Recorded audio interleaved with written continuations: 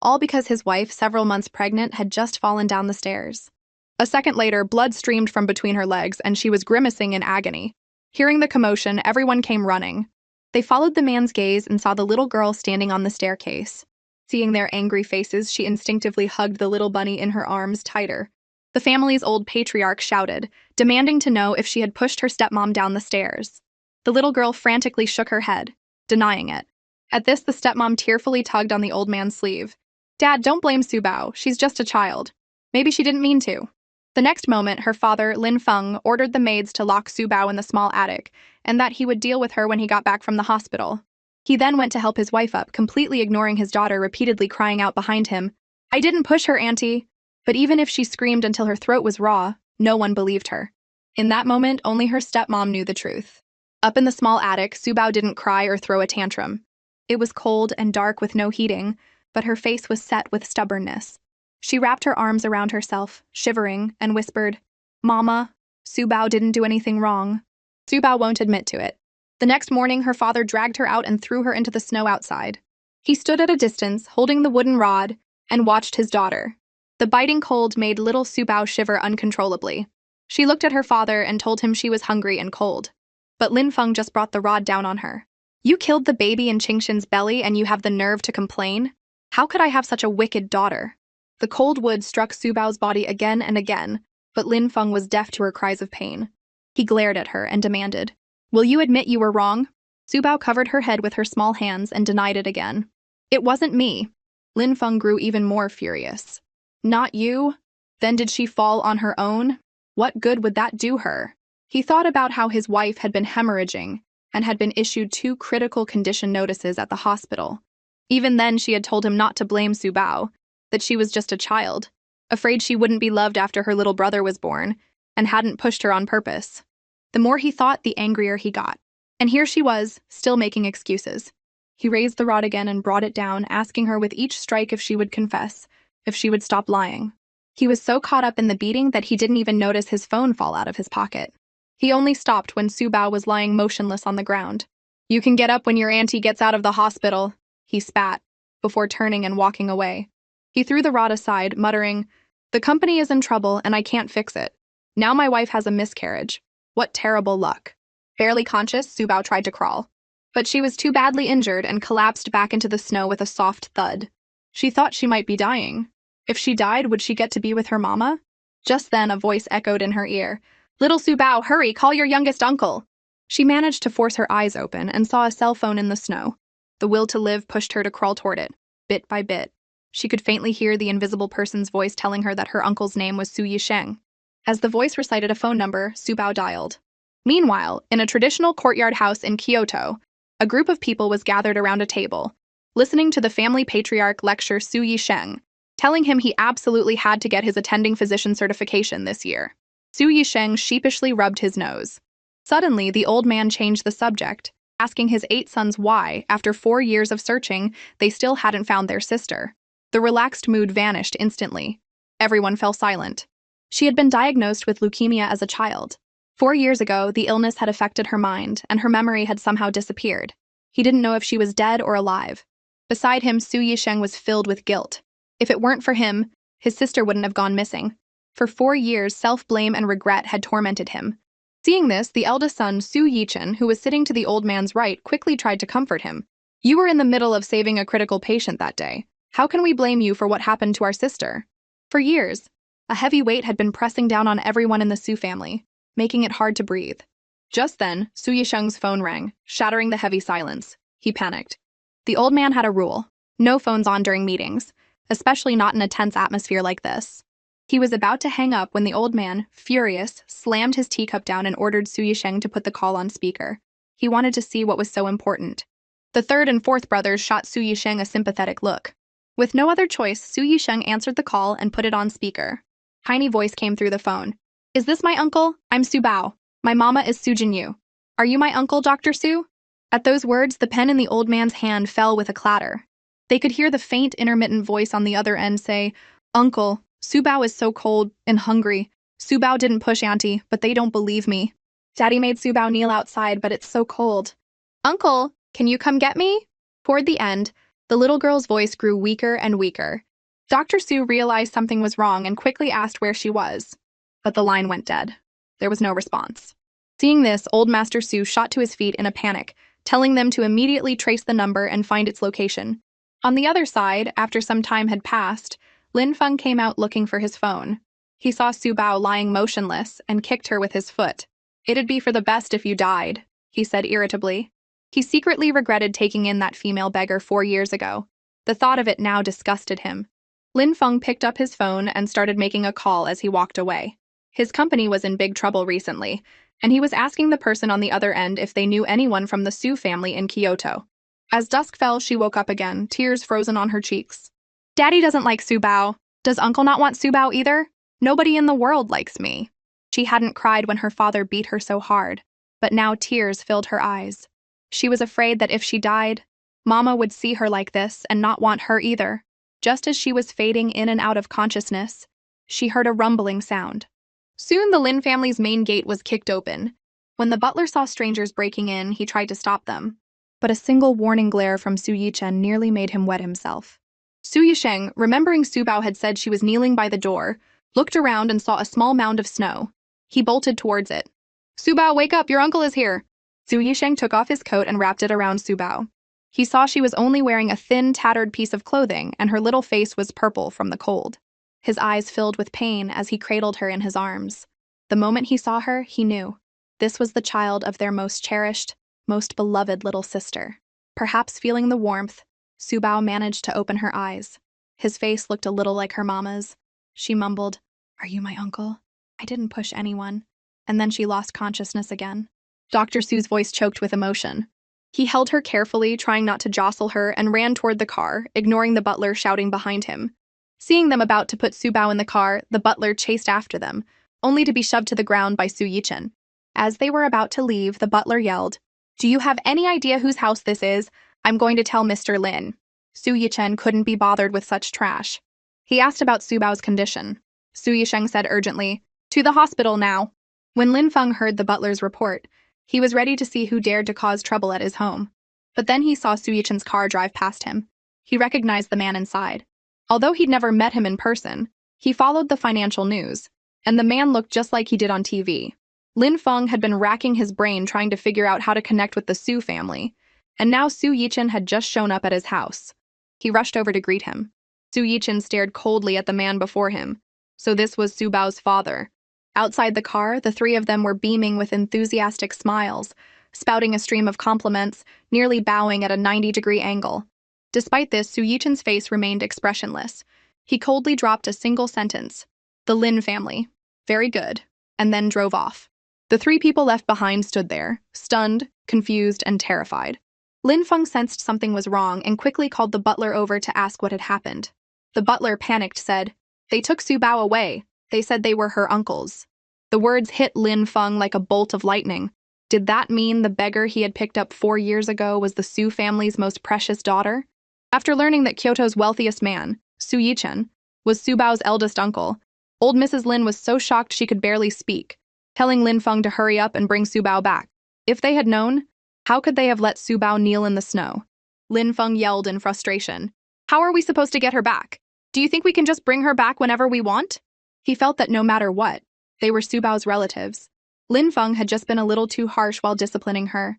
As long as they explained things clearly, the Lin family's fortune was all but guaranteed. Lin Feng nodded in agreement. Meanwhile, outside the VIP operating room at South City Hospital, old Master Su paced anxiously with his cane while the others waited for news. After 3 long hours, Dr. Su emerged from the operating room with a grim face. He handed a report to Su Yichen. "Her arms, legs, and ribs are all fractured. She's covered in frostbite. The severe parts might have to be amputated. How could they do that to such a small child?" "I'm going to destroy Lin Feng," one of them seethed, grinding his teeth. Seeing this, Su Yichen said coldly, "The Lin family's products were found to be involved in smuggling. The company is already in crisis. They've been trying to pull strings, hoping our family would help them." Old Master Su sneered. "They should be thanking their lucky stars we don't kill them, and they expect our help?" Dr. Su asked, "Why did they hit Su Bao?" Su Yichen explained everything he had found out. Furious, Su Yisheng turned to leave, but not before telling them that Su Bao had been moved to a ward. Just then, an assistant ran over to report that the Lin family had arrived and wanted to see their granddaughter. Su Yichen said impassively, "Inform the hospital to turn off the heat in their area, open the windows, and let them wait." At that moment, in the hospital room, it was as if someone was calling out to Su Bao. "Su Bao! Su Bao! Little Su Bao! Wake up!" Her eyelashes fluttered, and she slowly opened her eyes, murmuring, "Who is it?" Seeing this, everyone by the bed gathered around. Su Yisheng was the most excited and spoke first. "Su Bao, you're awake. I'm your youngest uncle." Su Bao looked at Su Yisheng, her mind a blank, and asked weakly, "Uncle, are you here to take me home?" Old Master Su's voice was thick with emotion. "We're here to take Su Bao home. No one will ever bully you again." Su Bao looked at them. Seeing her silence, Su Yisheng stroked her hair tenderly. "Su Bao, tell your uncle, what's your full name?" "Daddy said it was too much trouble to give me a name. He said he'd wait until my little brother was born. Su Bao is the name Mama gave me." Dr. Su felt a sharp pain in his heart. A child without even a proper name. What kind of life had she been living at the Lins? He suppressed his anger and held Su Bao's hand. "Then tell your uncle. What were you just thinking about?" Su Bao asked nervously. "Uncle, if I go home, will I have food to eat? Will you hit me?" Her words stunned everyone in the room. She was worried about whether she would have food to eat at home.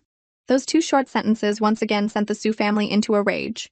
Su Yisheng pressed Su Bao's little hand to his cheek. "When Su Bao comes home, you can eat whatever you want and no one will ever hit you. Look, you have so many uncles, and they will all protect you." He then began to introduce them one by one.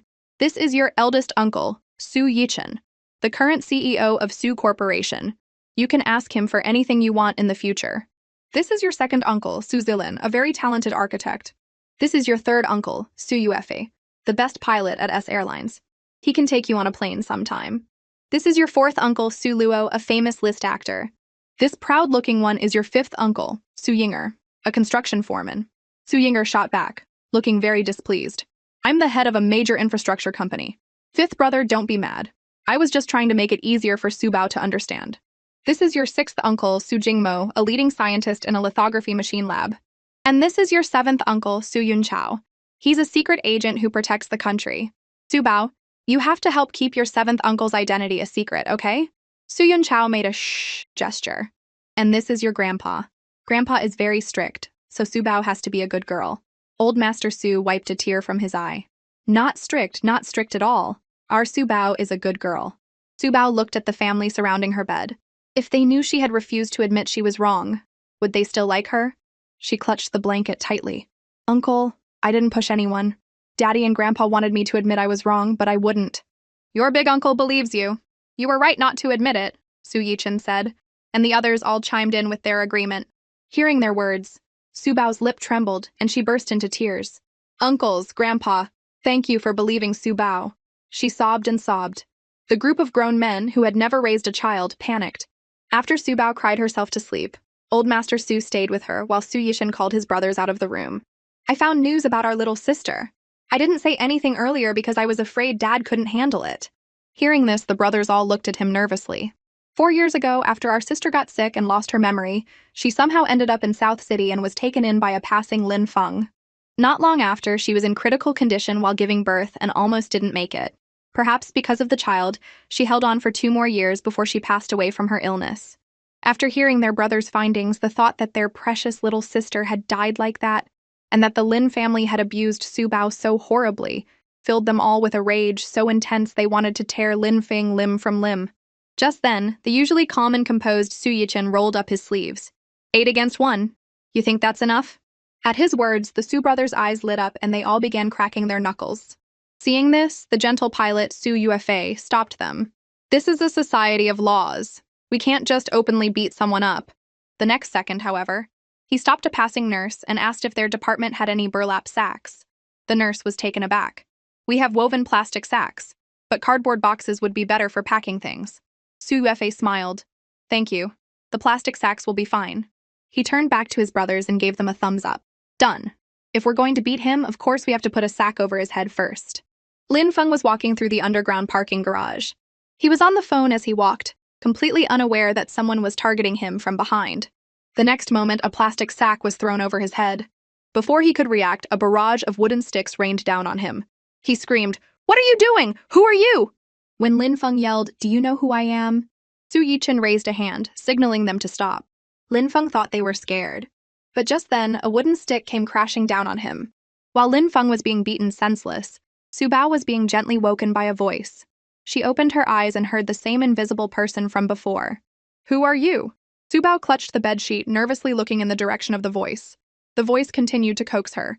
"I'm your master. Call me master." "I don't have a master, and my name is Su Bao, not little Su Bao," she corrected him sullenly.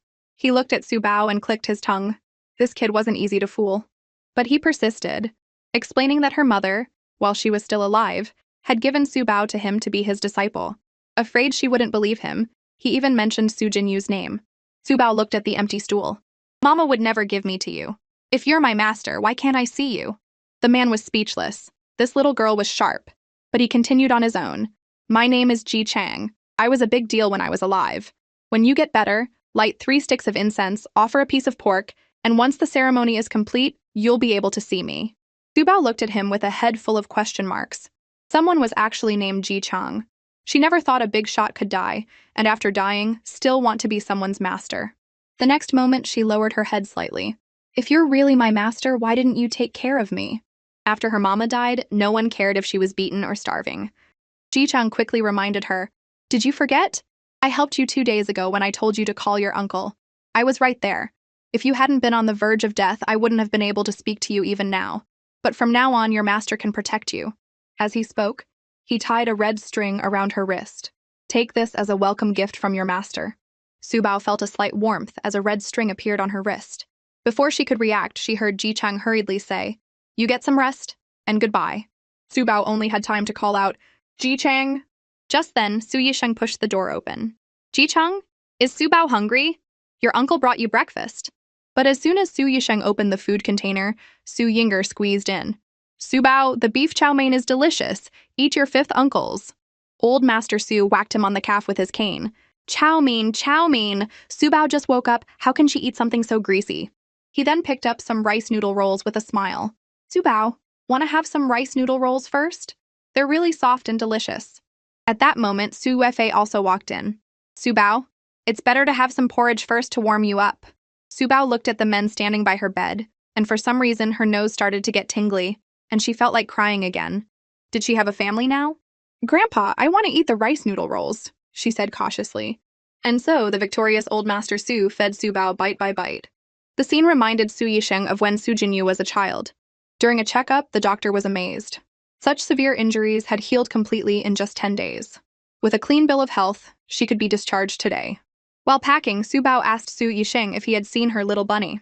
Dr. Su was a bit confused. Was she talking about that tattered thing in the snowdrift? "Su Bao, the little bunny is gone. Can your uncle buy you a new one?" "But that was what Mama left for me." As she said this, tears started to fall. Just then, Su Yichen walked in and saw the scene, assuming Su Yisheng had made her cry. Seeing his big brother's fierce expression, Su Yisheng had no choice but to explain. After understanding the situation, Su Yichen knelt down and took Su Bao's hand.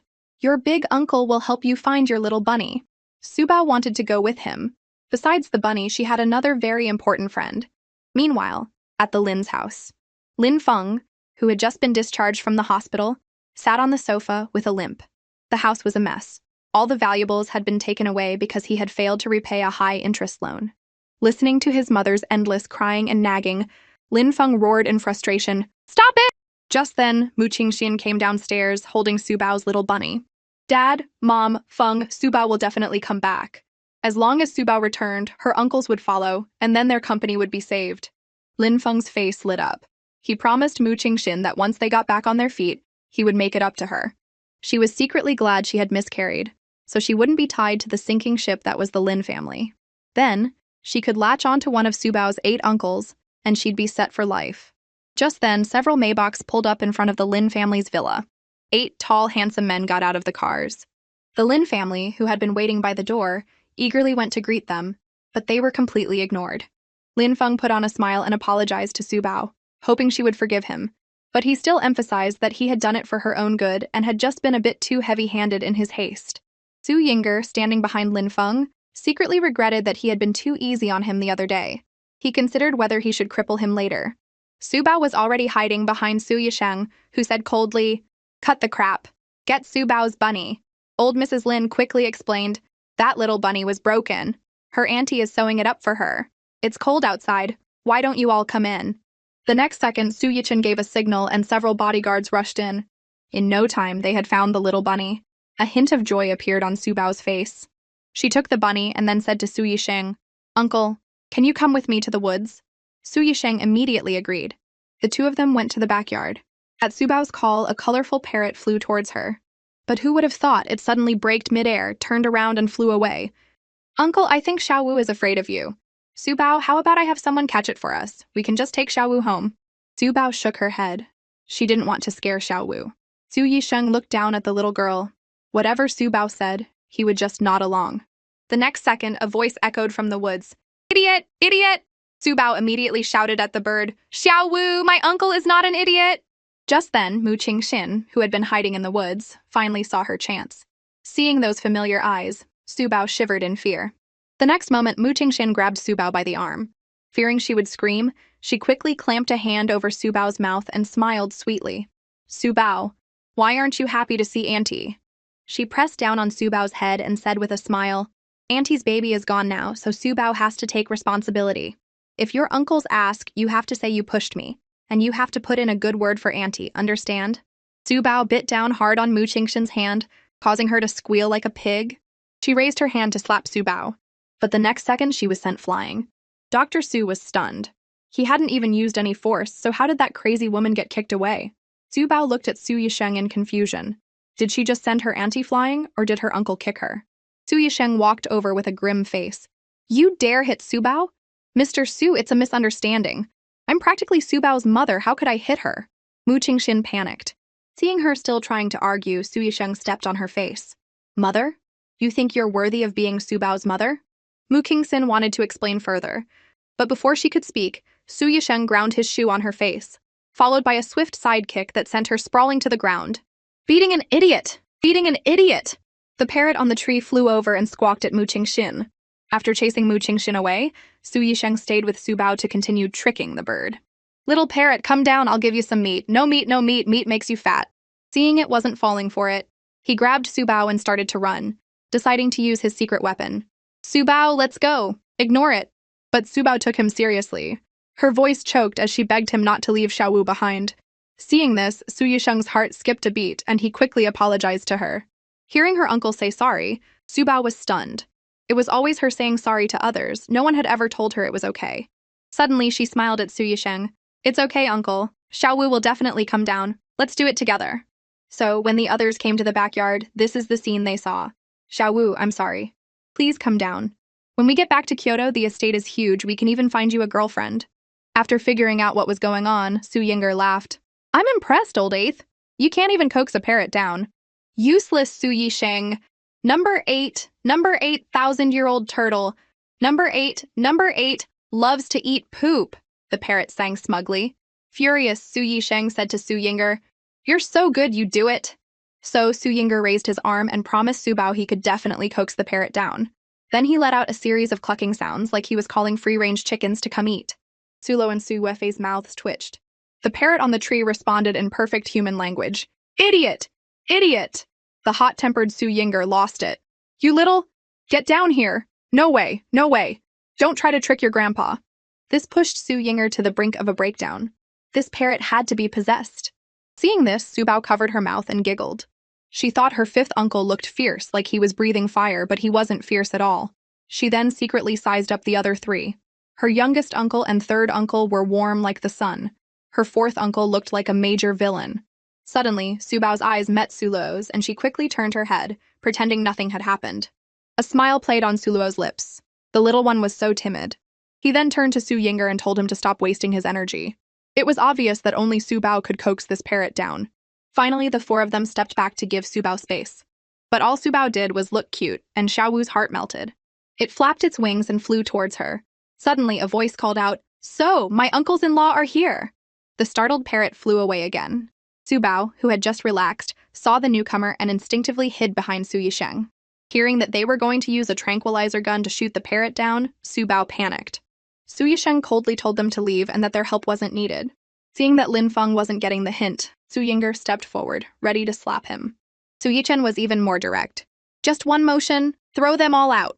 The black-clad bodyguards dragged them out one by one. With the Lin family gone, Subao tempted Xiaowu with a slice of apple, reassuring it that her uncles weren't bad people. If you don't come down now, you might never see Subao again. At this, Xiaowu swooped down and landed on Su Yisheng's head. Before he could react, Su Yisheng grabbed it with a swift motion. Help! Help! Don't touch me! Don't touch me! Outside the villa, Lin Feng saw them coming out and said with a smile, So Subao likes parrots? Daddy will buy you lots and lots of parrots in the future, okay? Subao lowered her head. I don't want Daddy to buy me parrots, and I don't want a daddy anymore. Lin Feng couldn't help but scowl. Subao, how can you say that to your father? He was about to lose his temper when Su Yinger grabbed him by the collar and slammed him against the villa's main gate. In-laws? Who the hell do you think you are? You don't deserve to be Subao's father. Su Yinger slammed Lin Feng's head against the iron gate with a series of loud thuds, louder than a gong. Seeing this, Su Yisheng immediately scooped up Subao and walked away, calling back to Su Yinger, We'll wait for you in the car. After getting his fill of beating, Su Yinger sent a flying kick toward Lin Feng, directly revoking his qualifications to be a father. You piece of trash. Since you can't be a good dad, then don't be a dad at all. He then snorted, clapped his hands, and turned to leave. Anyone who betrays my little sister will be punished no matter how far they run. Seeing that the Su family had all left, she wanted to call an ambulance, but old Mr. Lin stopped her. What money do we have for a doctor now? Our phone service has been cut off. Old Mrs. Lin could only tell Lin Feng to endure it. It'll stop hurting after this. Just then, a group of people walked in from outside. Well, Mr. Lin, what a lucky day for you. When are you going to pay back the 80 million you owe us? Old Mr. Lin quickly pointed at the departing Su family. Do you know who we are? We're related to the Su family of Kyoto. The only response he got was the exhaust from the Su family's car as it drove away. The blonde debt collector chuckled and gave a signal. His lackeys rushed forward. If you can't pay up, you can use the house to cover it. You all can get lost. Your family deserves to end up like this. Meanwhile, Su Yichen was tapping away on his phone. Take care of the Lin family. The reply came back. Kill them? No. Make them wish they were dead. In the back seat, Subao held her beloved bunny in one arm and the parrot in the other. Old Master Su said kindly, Subao, we're going home now. Grandpa, can we bring Mama's ashes home too? Old Master Su's heart ached as he nodded. We'll all go home together. Now Subao was happy. They could finally bring Mama home.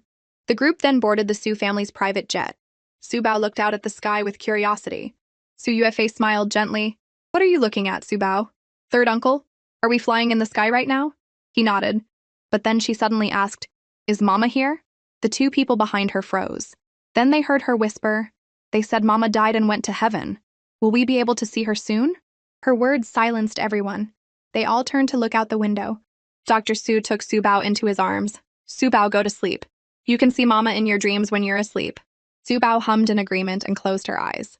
She knew her uncle was tricking her. She had fallen asleep many, many times, but she had never once seen her Mama. At that moment, the red string on Subao's wrist glowed faintly. In her dreams, Subao felt warm all over again, surrounded by clouds that looked like cotton candy. She plucked a piece and put it in her mouth. Her eyes lit up. It was sweet. Then a gentle, familiar voice came from behind her. Subao. Subao turned around, her eyes wide. Her Mama was standing not far behind her, looking at her with tears in her eyes. Subao rushed forward and was held tightly in her mother's arms. Subao, be good. From now on, Grandpa and your uncles are your family. You have to be happy, okay? Tears streamed down Subao's face. I know, Mama. Su Jinyu stroked Subao's head. Also, Grandma isn't well. Can Subao be a good girl and take care of Grandma for Mama? Subao nodded repeatedly. Then Su Jinyu's body began to glow faintly, slowly turning transparent. Subao, Mama loves you. I'll always love you. Sleeping Subao murmured in her sleep. Mama, Subao loves you too. Just then, Ji-chang appeared beside her. Well, I guess I don't owe your mother anything now. A few hours later, the plane landed at Kyoto International Airport. Seeing that Subao was still asleep, Old Master Su shushed Su Yisheng. Su Yisheng tiptoed out of the plane. Just then, Kidnapper! Kidnapper! A parrot with a chain on its leg spread its wings and screeched. Subao's eyes snapped open. Dr. Su gently patted her head. Honey, we're in Kyoto. We're going home now. Outside the airport, 4 Rolls-Royces were parked neatly in a row. Seeing the spectacle, passers-by took out their phones and started snapping pictures. 8 tall, imposing men walked out, led by an elderly man. One of the men was holding a little girl. On his shoulder sat a parrot, currently singing excitedly. Broke haha, yakshasha, Harry Potter on a broomstick flying, sorry. Seeing them all get into the luxury cars, everyone shed tears of envy. When it came to being born lucky, they had clearly lost. In stark contrast to Subao's treatment, the Lin family situation was beyond miserable. They were sleeping under a bridge, but even then, they were either being chased away or suddenly beaten up in their sleep. At that moment, Mu Qingxian was scrolling through TikTok and saw a trending video of Subao. Seeing Subao surrounded by her adoring family and the 4 luxury cars, she was filled with jealousy and resentment. Meanwhile, Subao stood outside the gates of the Su family estate and asked Su Yisheng happily, "Uncle, is this Mama's princess castle?" Old Master Su addressed a line of servants. "From now on, Subao is our Su family's little daughter, our little princess. Her last name is Su." He took her hand and led her to see her room. Seeing the beautiful princess room, Subao couldn't believe it was hers. Subao politely thanked her uncle and grandpa. Then, Su Yisheng told her, "When your older cousins get home from school, they can play with you, okay?" Hearing she had cousins, Subao looked confused. "You have 3 older male cousins and 1 older female cousin. They're your first and second uncle's children," Su Yisheng explained briefly. Subao nodded obediently, a hint of anticipation in her eyes.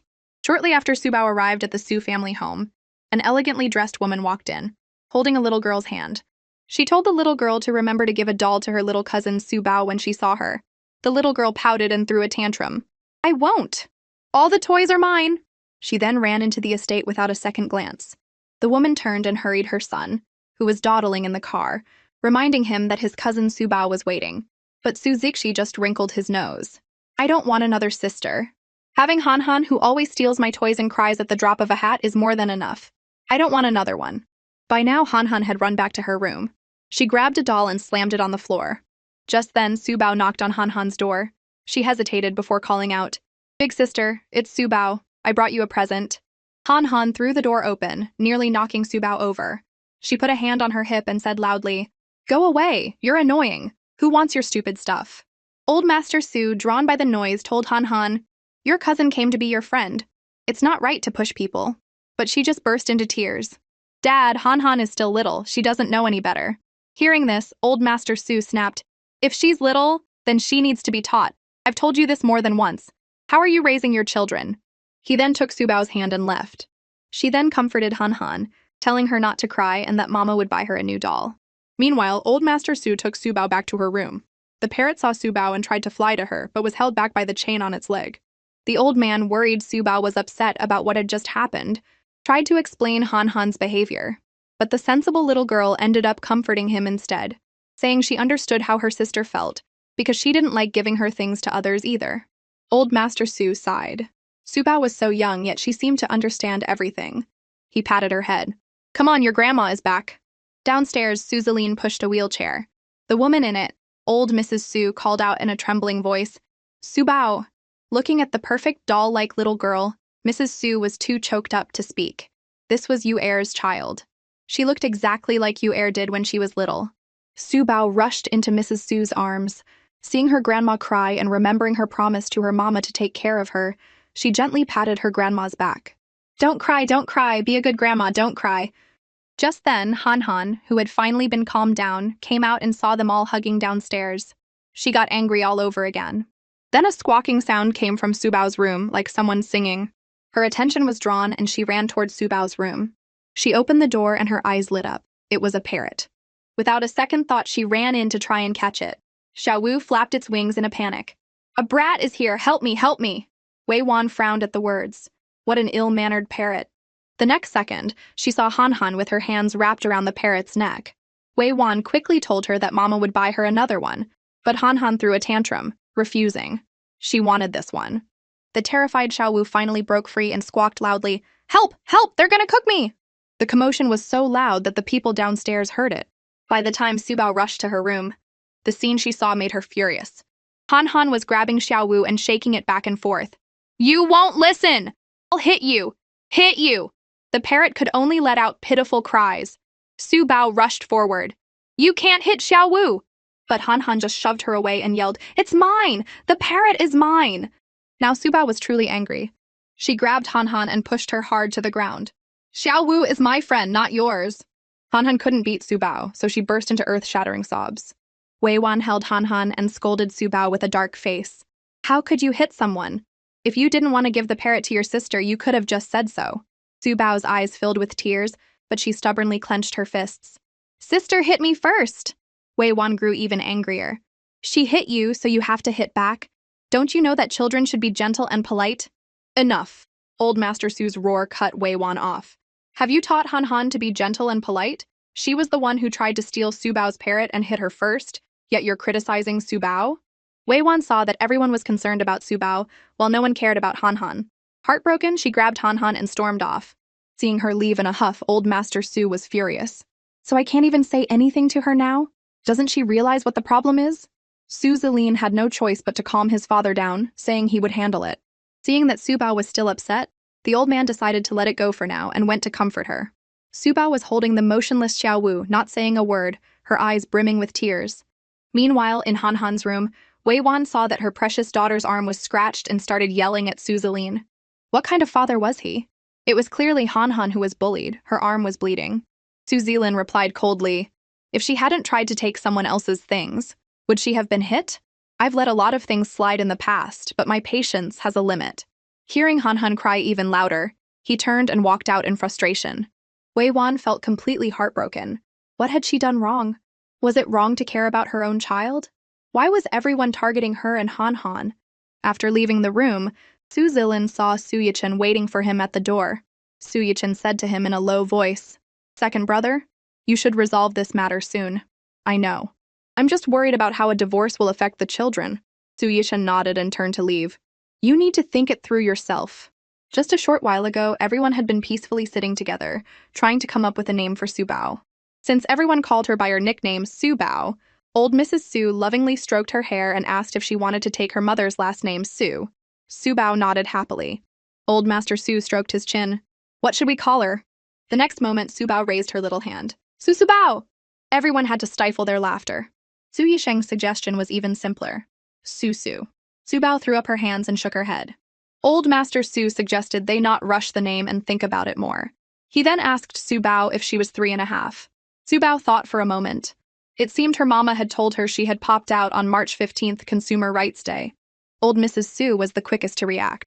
March 15th? Isn't that in a week? She proposed they throw Su Bao a birthday party and buy her a huge cake. Su Bao's eyes lit up. She was going to have a big cake. Just then, Han Han, who was sitting across from Su Bao, shot up and yelled that she didn't want to eat with Su Bao. The 3 little boys sitting nearby all rolled their eyes in unison. This was why they didn't like their sister. Wei Wan quickly asked Han Han what was wrong. Han Han threw her food on the table and cried that she just didn't want to eat with her cousin. Su Bao frowned at Han Han. She still remembered how Han Han had nearly choked Xiao Wu to death. Suddenly, Old Master Su roared, If you don't want to eat, then leave. Who told you could throw your bowl? Second brother, how are you raising this child? Seeing her grandpa so fierce, Han Han looked to her mother for help. But the next second, Su Zilin silently picked her up and started walking out. Wei Wan quickly followed, took Han Han from him, and went straight back to their room. Just then, Han Han's maternal grandmother video called. After hearing Wei Wan's side of the story, she said angrily, See, I told you. Before, Han Han was the only girl in the Su family, so she was treated like a princess. Now that this little girl is here, they won't dote on Han Han anymore. Wei Wan's heart ached. She quickly told her mother to stop. But Han Han's grandmother glared and continued, And you don't even know how wild that little girl is. When she was in South City, she pushed her stepmom down the stairs and caused a miscarriage. Her uncles covered for her and even bankrupted the Lin family. Afraid Wei Wan wouldn't believe her, she sent her a link to an online expose. As Wei Wan watched the video, she felt disgusted. How could the Su family take in a child like that? A week later, on the day of Su Bao's birthday party, the Su family invited many high society figures to formally introduce Su Bao. At that moment, a ghost that no one else could see quietly appeared at the scene. Ji-Chung secretly moved his fingers, and Su Bao's beautiful dress began to sparkle with little lights, like a starry sky, making the little girl look like a fairy on earth. Meanwhile, Han Han stood on the second floor, watching Su Bao being showered with attention. Her maternal grandmother, seeing her chance, added fuel to the fire. Look at that. It's a limited edition. If it weren't for Su Bao, that beautiful dress would be ours, Han Han. Han Han immediately turned to Wei Wan and said she wanted that dress too. Wei Wan could only comfort her, saying they would go buy one when they had time. But Han Han wouldn't have it. She wanted that one, because her grandma had said that dress was originally hers. She then bolted downstairs. If you won't give it to me, I'll take it myself. Wei Wan could only chase after her anxiously. In the garden, Subao was happily getting ready to cut her cake and share it with the other children. But she handed the first piece to Soo-hyun. After all, he was the oldest brother, but Soo-hyun didn't even look at it and refused. The ghost Ji-chang thought Subao would be upset and was about to teach her a little trick for her birthday, but the little girl was just happily eating her cake. Just then, Han rushed over and lunged at Subao. She grabbed Subao's dress, tearing at it while crying, "This dress is mine! Give it back!" Subao was pushed and nearly fell, but she still tried to reason with her. "My big uncle gave me this dress." Before she could finish, Han slapped her across the face. "It's mine! It's mine!" That did it. Subao wasn't going to put up with it anymore. She raised her hand and slapped Han back. Han covered her face, stunned that Subao would dare to hit her. She balled her fist to hit back, but Soo-hyun grabbed her hand. He then looked at Subao and asked if she was okay. Subao shook her head. But Han's shrill cries had drawn the attention of the adults, who were now wondering why the two little princesses of the Soo family were fighting. Just then, Wei-wan ran over and angrily demanded of Subao, "How could you hit your big sister?" Subao clutched her dress and said, "She hit me first." "Nonsense, your sister would never hit anyone." Even Soo-hyun couldn't listen to this anymore. He said coldly, "Second aunt, Han did hit her first. If you don't believe me, just ask someone else." At this, Han lost it, screaming that Subao had stolen her dress and hit her, that Subao was a bad kid. Hearing this, the surrounding guests began to murmur, guessing that the online rumors were probably true. Suddenly, Wei-wan pointed at a little girl named Wei-er. "You tell us who hit first." The girl was clearly startled. Her eyes darted around before she said, "Subao hit Han first." Soo-hyun frowned, his sharp gaze fixed on Wei-er, telling her to say it again. Seeing Wei-er's helpless expression, some of the guests spoke up. "Wei-er is just telling the truth. You'll scare her like that. And if you keep spoiling her, Miss Subao will be ruined." Listening to the accusations, Subao clenched her fists and insisted, "I didn't do anything wrong. She's lying. My big uncle bought me the dress and Han hit me first." Before she could finish, Wei-wan cut her off. "Enough! You clearly hit her first. What more is there to say?" Just then, Soo Yi-chen and Old Master Soo walked over. "You say Subao hit first. Did you see it with your own eyes?" Soo Yi-chen said coldly. She said firmly, Han might be a bit spoiled sometimes, but she doesn't hit people." "You don't know whether she hits people or not?" Old Master Soo retorted. What had Han done wrong? Soo Yi-chen turned to the butler behind him.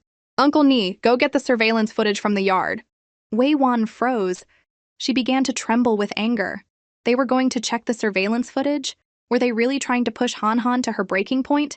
Soon, Uncle Nee set up a projector and pressed play. Everything that had just happened in the garden played out for everyone to see. The guests were in disbelief. It really was Miss Han who had started it. But hadn't the little girl Wei-er just said that Miss Subao had hit first? Seeing her lie exposed, Wei-er was on the verge of tears and hid behind her mother. Wei-er's mother explained awkwardly that her child must have misremembered. At this point, Wei-wan clenched her fists and asked Soo Yi-chen why he had to do this. Han was so young. What would this do to her pride? How big would the psychological scar be? Soo Yi-chen couldn't be bothered to argue with her anymore. He looked at Han. "Do you think what you did was right? What should you say to your cousin?" Han instinctively glanced at Subao and found Subao looking back at her. Han vaguely realized she was wrong, but she held back her tears and whispered that she didn't want to apologize. Wei-wan's heart ached for her. How could they criticize a child in public? But before she could say anything, Soo Zealand shot her a cold look. "You'd better shut up, or we're signing the papers as soon as we get home." Meanwhile, Subao watched Han from a distance. She felt that her sister wasn't actually a bad person. Just then, Soo Yi-sheng gently patted Han's head and asked softly, Han, why did you hit Subao?" "I wanted the dress. It's my dress. If my cousin wasn't here, all of this would be mine," Han said, her voice choked with tears. Han's maternal grandmother quickly tried to stop her from saying more, laughing it off. "Look at this child. If you want something, you should just tell us. It's just a dress. If Subao likes it, she can have it. Our Han is just being naughty." Soo Yi-sheng turned to her angrily. "What do you mean, if Subao likes it, she can have it? Did you tell Han this dress was hers?" Behind them, Soo Yi-chen whispered something to Uncle Nee, who then handed him a folder. He opened a document. "This is the order form for the Starry Sky dress. It was custom-made to Subao's measurements. Han wouldn't even be able to fit into this dress, so it was always meant for Subao." The two children were clearly different sizes. Subao was small and slender, while Han was a bit bigger. Hearing the murmurs, Wei-wan's face burned with humiliation. She retorted, "I never said this dress was Han's. I just said that Su Bao had one and Han Han didn't, which is why Han Han threw a tantrum. Su Yichen coldly flipped to the next page. Su Bao has a custom starry sky dress. And of course, Han Han does too. This page has the details for Han Han's dress. Someone with sharp eyes noticed that Han Han's dress was actually 500,000 yuan more expensive than Su Bao's. The conversation immediately shifted. The child was just being naughty. An adult must have told her the dress was hers. They wondered what kind of mother was raising the child. Wei Wan felt like her face was on fire. Just then, Su Yisheng said, Han Han, do you understand now? You have your own dress too. If you want one just like Su Bao's, your uncles can have one made for you. Han Han, dazed, replied, I understand. She walked over to Su Bao and sincerely said, I'm sorry. Su Bao happily replied, It's okay. Seeing that Han Han had stopped crying, Old Master Su told Su Huan to take his cousins back inside. He then turned to Wei Wan. You go back and think about what you've done. She turned and left without a word. She muttered that even if Han Han was wrong, she, as the mother, should be the one to discipline her. What right did they have to do it for her? Besides, Su Bao had hit her too. Why was only Han Han getting scolded? The more she thought, the more resentful and wronged she felt. Just then, she saw someone causing a scene at the estate gate. As she got closer, she realized it was Su Bao's biological father, looking exactly like he did in the online photos. She walked over and told the guard to let them in. The guard hesitated, thinking he should check with the old master first. But Wei Wan pulled rank as the second mistress of the house, and he had no choice but to obey. Meanwhile, after the drama, everyone gathered around again to wish Su Bao a happy birthday. Su Bao was delighted. It was the first time so many people had celebrated her birthday. She clasped her hands, closed her eyes, and wished for her mama to be happy in heaven, to see her again, for her grandma's health to improve, for her big uncle's business to prosper, and many other wishes that the author won't list for her. Su Yisheng picked up Su Bao and told her to blow out the candles. She puffed out her cheeks and blew. Just as everyone was about to applaud, a familiar voice called out, Su Bao! Lin Feng and Mu Qingxin ran over as if in a 100-meter dash. Happy birthday, Su Bao! Daddy is late. Your stepmom and I brought you a present. Seeing them, Su Bao frowned in fear. Old Master Su roared, Who let you in? Get out! Lin Feng and Mu Qingxin dropped to their knees with a thud. Father-in-law, it was my fault. I shouldn't have been so neglectful of Su Bao. I lost control because Qingxin lost the baby. I was too rough on Su Bao. Su Bao couldn't help but say, Daddy, you're lying. You always hit Su Bao. Lin Feng quickly explained that he was just disciplining her. After their back and forth, the guests finally understood that these were Su Bao's father and stepmother from the online rumors. To show up on a child's birthday like this was clearly a deliberate attempt to cause trouble. Su Yinger said to his older brother, Are we just going to let these people stay? Are we waiting to celebrate New Year's with them? Su Yichen stopped him. If we just throw them out, wouldn't that be letting them off too easy? But Su Yichen confronted Mu Qingxin directly. Are you sure it was Su Bao who pushed you and caused your miscarriage? Or did you just think that since there were no security cameras in the Lin's house at the time, you could say whatever you wanted? Mu Qingxin pretended not to understand. Just then, at Su Bao's call, Xiao Wu flapped its wings and flew over. Su Yichen then told Xiao Wu to repeat what it had heard that day. To everyone's surprise, the parrot perfectly mimicked Mu Qingxin's voice and tone. Auntie is already so pitiful. When your uncles ask you, you'll say you pushed me, you hear me? You're so disobedient. If you keep this up, do you believe I'll hit you? Mu Qingxin wished she could just die. She never thought this damn bird would repeat her words verbatim. The guests were stunned. They all looked at Mu Qingxin, whispering amongst themselves. Could there be more to her miscarriage? Mu Qingxin loudly denied it, saying she had no reason to use her own flesh and blood to frame Su Bao. It wouldn't benefit her at all. Besides, how could they suspect her based on the words of a parrot? But Su Yichen just said coldly, Not a bad performance. He then gestured for her to look at the screen. Uncle Ni, now a pro at this, set up the projection equipment again. The screen showed a heavily pregnant Mu Qingxin, while Su Bao, in tattered clothes, stood about 2 feet away, holding her bunny. Mu Qingxin told her to stand there and not move, and Su Bao obediently agreed. Suddenly, Mu Qingxin threw herself backward, falling down the stairs. Then came the Lin family, who, without asking any questions, immediately started scolding Su Bao. Seeing the video, Lin Feng was even more shocked than Mu Qingxin. He repeatedly asked her, Why? You said Su Bao pushed you. Mu Qingxin had no defense and could only repeat that she didn't remember. Su Yichen calmly took a document from Uncle Ni. You don't remember? Then let me help you remember. He threw a file in Lin Feng's face. Your miscarriage was premeditated. The 2 instances of hemorrhaging during the surgery were also fake.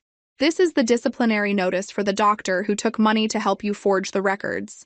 We have witnesses and evidence. Do you remember now? Mu Qingxin collapsed to the ground, completely exposed. Lin Feng, finally understanding, was so angry he could have spat blood. Even then, Mu Qingxin refused to admit it, shaking her head and begging Lin Feng to believe her. Suddenly, the furious Lin Feng calmed down. He put on an act of being deceived and explained to Su Bao that he had been tricked, which was why there had been a misunderstanding between them. Su Yichen pointed to the projector. You call beating Su Bao like this a misunderstanding? The screen flashed with images of Su Bao being brutally beaten, along with her hospital records, which clearly stated respiratory arrest, shock, multiple fractures, and frostbite all over her body. The guests watched, speechless. This wasn't discipline. This was beating her to death. This wasn't a father. This was a monster. But Su Yichen wasn't done with him. With a continue, Uncle Ni displayed a wanted poster with an official seal. He explained, a year ago, the Lin Corporation was investigated for large-scale smuggling. The police have now confirmed the evidence and issued this official wanted poster. So the Lin family hadn't been bankrupted by the Su family's revenge. They had brought it on themselves. The guests were once again shocked by the truth and began cursing, saying that people like him didn't deserve to live and that someone should call the police. Hearing the word police, Lin Feng panicked. He rushed toward Su Bao, shouting, no matter how badly I treated her, I still raised her. Without me, would she even be in this world? Your Su family is ungrateful. But Su Yichen coolly unfolded another document. Actually, you didn't raise her. This is a DNA test result. You are not Su Bao's biological father. Lin Feng's mind went blank. He wasn't Su Bao's biological father. His last escape route was cut off. Seeing the police approaching, he made a last-ditch effort. I raised this little bastard for 3 years. And this is how you treat me? Fine, then let this little bastard die with me and your Su family can regret it forever. He lunged at Su Bao. But before he could reach her, Su Yichen sent him flying with a single powerful kick. The police quickly moved in and apprehended him. At the same time, Mu Qingxin was also arrested for spreading false rumors online. As he was being led away, Lin Feng cursed Mu Qingxin. If she hadn't lied to him, he never would have hit Su Bao, and he wouldn't have ended up in this mess. In a final fit of rage, he kicked Mu Qingxin hard. Unprepared, she slammed her head against the car frame and let out a scream. She fell to the ground, blood soon trickling from her head and nose. A moment later, Mu Qingxin's ghost slowly floated up from her body. She watched in a daze as the police checked her pulse. When she realized what had happened, she shrieked frantically. She didn't want to die like this. Back at the estate, old Mrs. Su held Su Bao and took her inside. They were in no mood to continue the birthday party. But the little girl turned to her and smiled sweetly. Is Grandma sad for Su Bao? It's okay, Grandma. Su Bao is fine. Mrs. Su's eyes reddened. This child was too kind. Seeing her grandma cry, Su Bao even tried to cheer her up, telling her not to cry. Su Yichen knelt down and asked Su Bao if she was sad. She shook her head. I'm not sad. Daddy was the one who did something wrong. He should be the one who's sad. Su Yichen was surprised. The little one was so young, but she seemed to understand everything. He patted her head. Just then, Su Yisheng raised his glass and announced that the birthday party was over. He also announced that from this day on, Su Bao's name would be Suzy Su, and that the Su family would never let her be wronged again.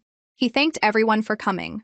As the guests envied Su Bao for having 8 powerful uncles watching over her, Suyer listened with a mix of envy and jealousy.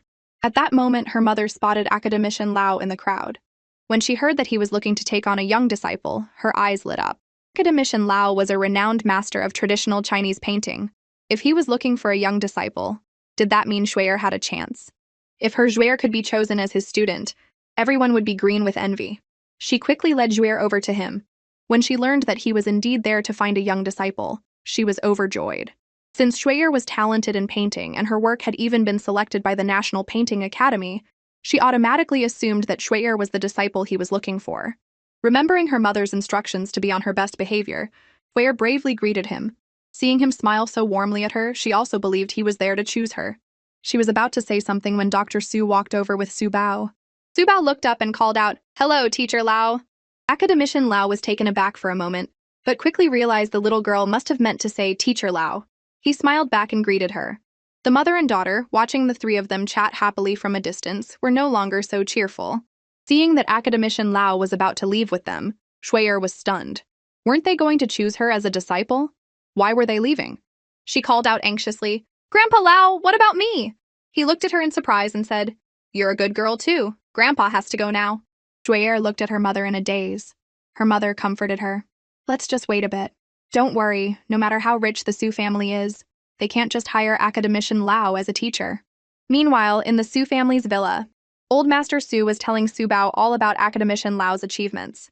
When she learned that this old grandpa wanted to take her as his disciple and teach her to paint, her little face lit up. Su Bao excitedly explained the content of her drawings to him, and he listened, fascinated, laughing from time to time. It was soon 11 at night, and Su Bao happily saw him off. As Academician Lao sat in his car, he couldn't help but look at the pictures of Su Bao on his phone. I made the right choice coming today. I found a very talented little disciple. But as his car was leaving the estate, he saw someone waving for him to stop. Out of politeness, he got out and asked kindly, "May I help you?" She quickly prompted her daughter, who had won first place in the junior group of the national painting competition, Lan Shuer. But Academician Lao looked blank. "Which Lan Shuer?" Shuer became anxious. "Grandpa Lao, aren't you here to find a student?" But he told her he had already found one, the Su family's Su Bao. He then got back in his car and left. Shuer's mother watched the car drive away and muttered, "The Su family must have paid him off." Shuer was stunned, so her spot had been stolen by Su Bao. She hated Su Bao. On the other side, after seeing her new master off, Su Bao changed into her pink pajamas and said goodnight to her grandma. After her grandma left, Ji Chang floated by with a hint of resentment. That old man had dared to steal his disciple. He said to Su Bao, "Little Su Bao, how about your master opens your third eye for you today? After you open it, you'll be able to see your master and learn magic." But Su Bao just turned away. She didn't want to learn. She wanted to learn to paint with her old friend, the teacher. Ji Chang's mouth twitched. Seeing the little one about to lie down, he thought, if he hadn't promised Su Jinyu, he wouldn't be here begging a little kid. The next second, he continued to tempt her. "Little Su Bao, have you forgotten what your mama told you when you were playing on the rainbow slide in the sky? She told you to learn well from your master. Once you learn, you'll be able to see her often." But Su Bao's face scrunched up. "That was you playing on the slide with me, not Mama. Mama left right after she hugged me." Ji Chang was struck dumb. How did she know? Su Bao said with a hint of disdain, "Master, you're so silly. Your big feet were showing. Mama doesn't have such big feet." Ji Chang was speechless. Just then, Su Bao asked him if it was true that she could see her mama if she learned the skills. Ji Chang's answer was yes. He explained that the so-called third eye was a person's third eye, and once it was opened, she could see many things that ordinary people couldn't. Everyone is born with a third eye, but for some it opens, and for others it doesn't. That's why some babies cry for no reason, while others are completely unaffected. As babies grow, the third eye closes or disappears, and only a few people's third eyes remain, just unopened. Little Su Bao's third eye was still there, so once her master opened it, she would be able to see him. But when Ji Chang turned around, he saw Su Bao shivering under the covers. She thought that opening her third eye would make her look like the god Erlang Shen, with 3 eyes on her forehead. Ji Chang explained it to her again. Hearing that it would be hidden within her eyes, Su Bao was finally relieved and began to repeat the mantra after him. When Su Bao opened her eyes, she said, "Master, why can't I see anything?" Ji Chang floated lazily in mid-air, picking his ear. "Don't be anxious. Your master has calculated it. With your talent, it will take at least 49 days. As he spoke, he brought the finger he had just used to clean his ear to his nose and sniffed it. The action shocked Su Bao. "You, master, why are you smelling your earwax?" Ji Chang instinctively yelled, "Nonsense, I did not!" But the next second, he realized in shock. So Su Bao could see him, but she had only recited the mantra once. Her talent was off the charts. Then he saw Su Bao point out the window. "Master, who is that auntie? She's so ugly." The ugly auntie hanging upside down had a strange glint in her eyes, staring intently at Su Bao. This time, Ji Chang truly believed it. Su Bao could really see. He said excitedly to Su Bao, "Little Su Bao, let's see how much potential you have. Let's capture this ugly female ghost." The female ghost was furious. "Who are you calling an ugly female ghost? You can insult my ghostly dignity, but you can't insult my looks." She let out a sharp cry and lunged at them. Ji Chang led Su Bao to the side and told her to repeat a mantra after him. As Su Bao repeated his words, she sent a blast of energy that sent the female ghost flying. The female ghost was filled with hatred. She was just passing by, and they were using her for a live demonstration. That was too much. The next moment, a glint appeared in Ji Chang's eyes. He finally understood why that old man, Lao, had been so excited after taking Su Bao as his student. He then created a tiny fingernail-sized gourd out of thin air, and hung it on the red string on Subao's wrist. He told her it was called a soul gourd, and from now on, she could use it to help him capture ghosts. Subao didn't understand. Why did they have to capture ghosts? Ji Chang cleared his throat. Kids shouldn't ask so many questions. Just then, the female ghost, who had been recaptured by Ji Chang, floated uncontrollably in front of Subao. Subao asked her who she was and why she was so ugly. The female ghost looked lifeless. I used to be a female worker at your second uncle's construction site. My name is Li Mei. I probably did something bad and this is my punishment, that's why I'm so ugly. From Li Mei, she learned that 6 years ago, Wei Wan had given her 20,000 yuan, put some salt in Su Zealand's tea. She did as she was told. But right after she got the money, she was killed by a falling plank from the roof of the construction site. Subao was stunned. Why would she put salt in my second uncle's tea? Ji Chang narrowed his eyes. But the next moment, he sucked Li Mei into the soul gourd. He told Subao, kids need to go to sleep early. No more talking. With no other choice, Subao could only say to the red string, good night, ugly auntie. Just a moment ago, Subao had been leaning over the balcony watching Old Master Su water the flowers below. Hearing her greeting, the old man had looked up happily, only to see the little one grabbing the railings and sticking her head out. He yelled in a panic, don't stick your head out! It's dangerous! Subao obediently replied, but when she tried to pull her head back, she found she was stuck. She grabbed the railings with both hands and looked at her grandpa innocently. Grandpa, I think Subao is stuck.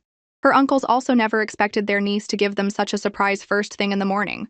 Someone suggested, should we call 911? Subao was the first to object. Firefighters were world-saving superheroes, her idols. She didn't want her idols to see her looking so silly. She said if they just gave her a moment, she could get out. She took a deep breath and pulled hard, which only made it hurt more. Ji Chang stood by, enjoying the show. His little disciple was so adorably clumsy. At the same time, on the opposite balcony, Wei Wan watched with a cold expression. How could anyone be so stupid as to get stuck like that? It was only the second floor. What was all the fuss about? At that moment, her uncles were all offering suggestions. Su Yuefei thought that since a child's head is bigger than their body, Subao could just slip through the railings to get free. Su Lo added that they could put an airbag below. The lawn was thick enough she wouldn't die from the fall. As soon as he said it, he was met with several unfriendly glares. He hadn't said anything wrong. Why were they looking at him like that? Old Mrs. Su quickly objected. What if she hit her head or twisted her neck? In the end, Su Yuefei had to ask Su Yinger to get the hydraulic cutters while they went upstairs to figure something out. Meanwhile, Ji Chang lazily watched the little stuck turnip. Try bending the iron railings, he said. Subao suspected her master was tricking a 4-year-old, but Ji Chang confidently told her she wouldn't know until she tried. Did she think the red string he gave her was just for decoration? The next thing they knew, Subao grabbed the railings and, with a powerful pull, bent them out of shape. She couldn't believe she had actually gotten out. At the same time, her uncles, who had just arrived on the second floor, were stunned. When they saw the bent railings, they were all shocked. They didn't want anyone else to know about Subao's incredible strength. Seeing Wei Wan appear behind them, the two brothers quickly used their bodies to block the view of the railings. Wei Wan, seeing them act so defensively, felt a bit uncomfortable. It wasn't like she was the one who got Subao stuck. After she left, Su Yuefei asked in amazement, Subao, did you bend that? Subao nodded. Seeing this, her uncles all agreed to tell her not to show her strength in front of others in the future. Subao looked at them, confused, but nodded. Just then, Su Yinger rushed up with a large pair of cutters, shouting, Don't be scared, Subao! Your fifth uncle is here to save you! Subao turned to him. Fifth uncle, Subao is already out. Seeing the bent railings, Su Yinger froze. Then he heard Su Yishan whisper for him to cut the railings and explained what had happened. The next moment, Su Yinger gave Subao a thumbs up. Subao is so amazing! Want to come to the construction site with your fifth uncle? Subao nodded excitedly. It was his first time taking a kid out, and Su Yinger felt a rush of excitement. Soon, Subao had changed her clothes, grabbed Xiaowu and her bunny, and was happily heading downstairs. But then she saw Wei Wan walk by. Subao immediately stopped and said, Good morning, second aunt. After Wei Wan had passed, Subao thought that her second aunt's face looked scary. Ji Chang floated by and explained that it was the aura of death. It only appeared on someone who had killed, and had been near the person when they died, thus getting stained by the death aura. The thought that her second aunt had killed someone terrified Subao. Hearing her fifth uncle calling from downstairs, she quickly ran down and got in the car with her second and fifth uncles. She leaned against the window, looking at the unfinished stadium outside. She learned that her second uncle had designed it, inspired by a mechanical watch. She praised her second uncle. and Su Zealand's heart warmed. Just then, Ji-chang yawned lazily and released the female ghost from the soul gourd. He planned to teach Su Bao how to control ghosts today. He quickly drew a work talisman. Once it was attached, the ghost would obediently work for her. The female ghost was speechless. Making a ghost work in broad daylight? This wasn't work. This was a death sentence. As they were about to get out of the car, Ji-chang told Su Bao that, except for powerful evil spirits, other ghosts couldn't appear in the daytime and had to hide in dark places. If this ugly auntie got out of the car directly, her soul would scatter. The female ghost wanted to scream. She was a bit ugly, did he have to remind her over and over? Su Bao's eyes widened. Soul scattering? Is that like dying again? Ji-chang continued to explain. Now I'll teach you soul transference. You attach the ugly auntie's soul to something that can fly with the wind, and she'll be able to walk in the daytime. He subconsciously glanced at Xiao Wu. As if sensing it, Xiao Wu squawked, "Don't pluck my feathers." Su Bao soothed it. We won't. Not a single feather." Su Zilin glanced at them, confused. Just then, Su Bao remembered something else that would work. The female ghost followed her gaze and felt like she was about to explode. Were they really going to make her possess a plastic bag full of bird poop? Su Bao took the plastic bag and comforted the ghost, saying she would use a tissue to wrap the poop. The female ghost stared at the plastic bag in disbelief. Had she really fallen so low as to be stuck in a poop bag? Ji-chang began to teach Su Bao the soul transference spell, explaining that it would be a bit difficult and that she could try it, but not to force it if it didn't work. He muttered a long string of words and then, with a go, the ghost was attached to the plastic bag. He then asked Su Bao if she could remember it. Su Bao's face scrunched up as she counted on her fingers. 100 words in total, and Master just recited it so fast. Ji-chang, seeing this, couldn't help but get a little smug. If you can't remember, then... But before he could finish, the ghost shot out of the plastic bag with a whoosh. Su Bao realized she had probably recited it backward. She closed her eyes and began to mutter the mantra, and the ghost was instantly reattached to the tissue inside the plastic bag. Now Ji-chang was completely stunned. Another success on the first try, and even reciting it backward had worked. Soon the car stopped. But as soon as Su Bao opened the door, a gust of wind blew the plastic bag out of her hand.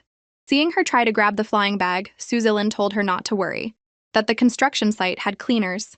She was about to chase after it when Su Yinger scooped her up and lifted her high in the air, startling Su Zilin, who was afraid the rough man would drop the child.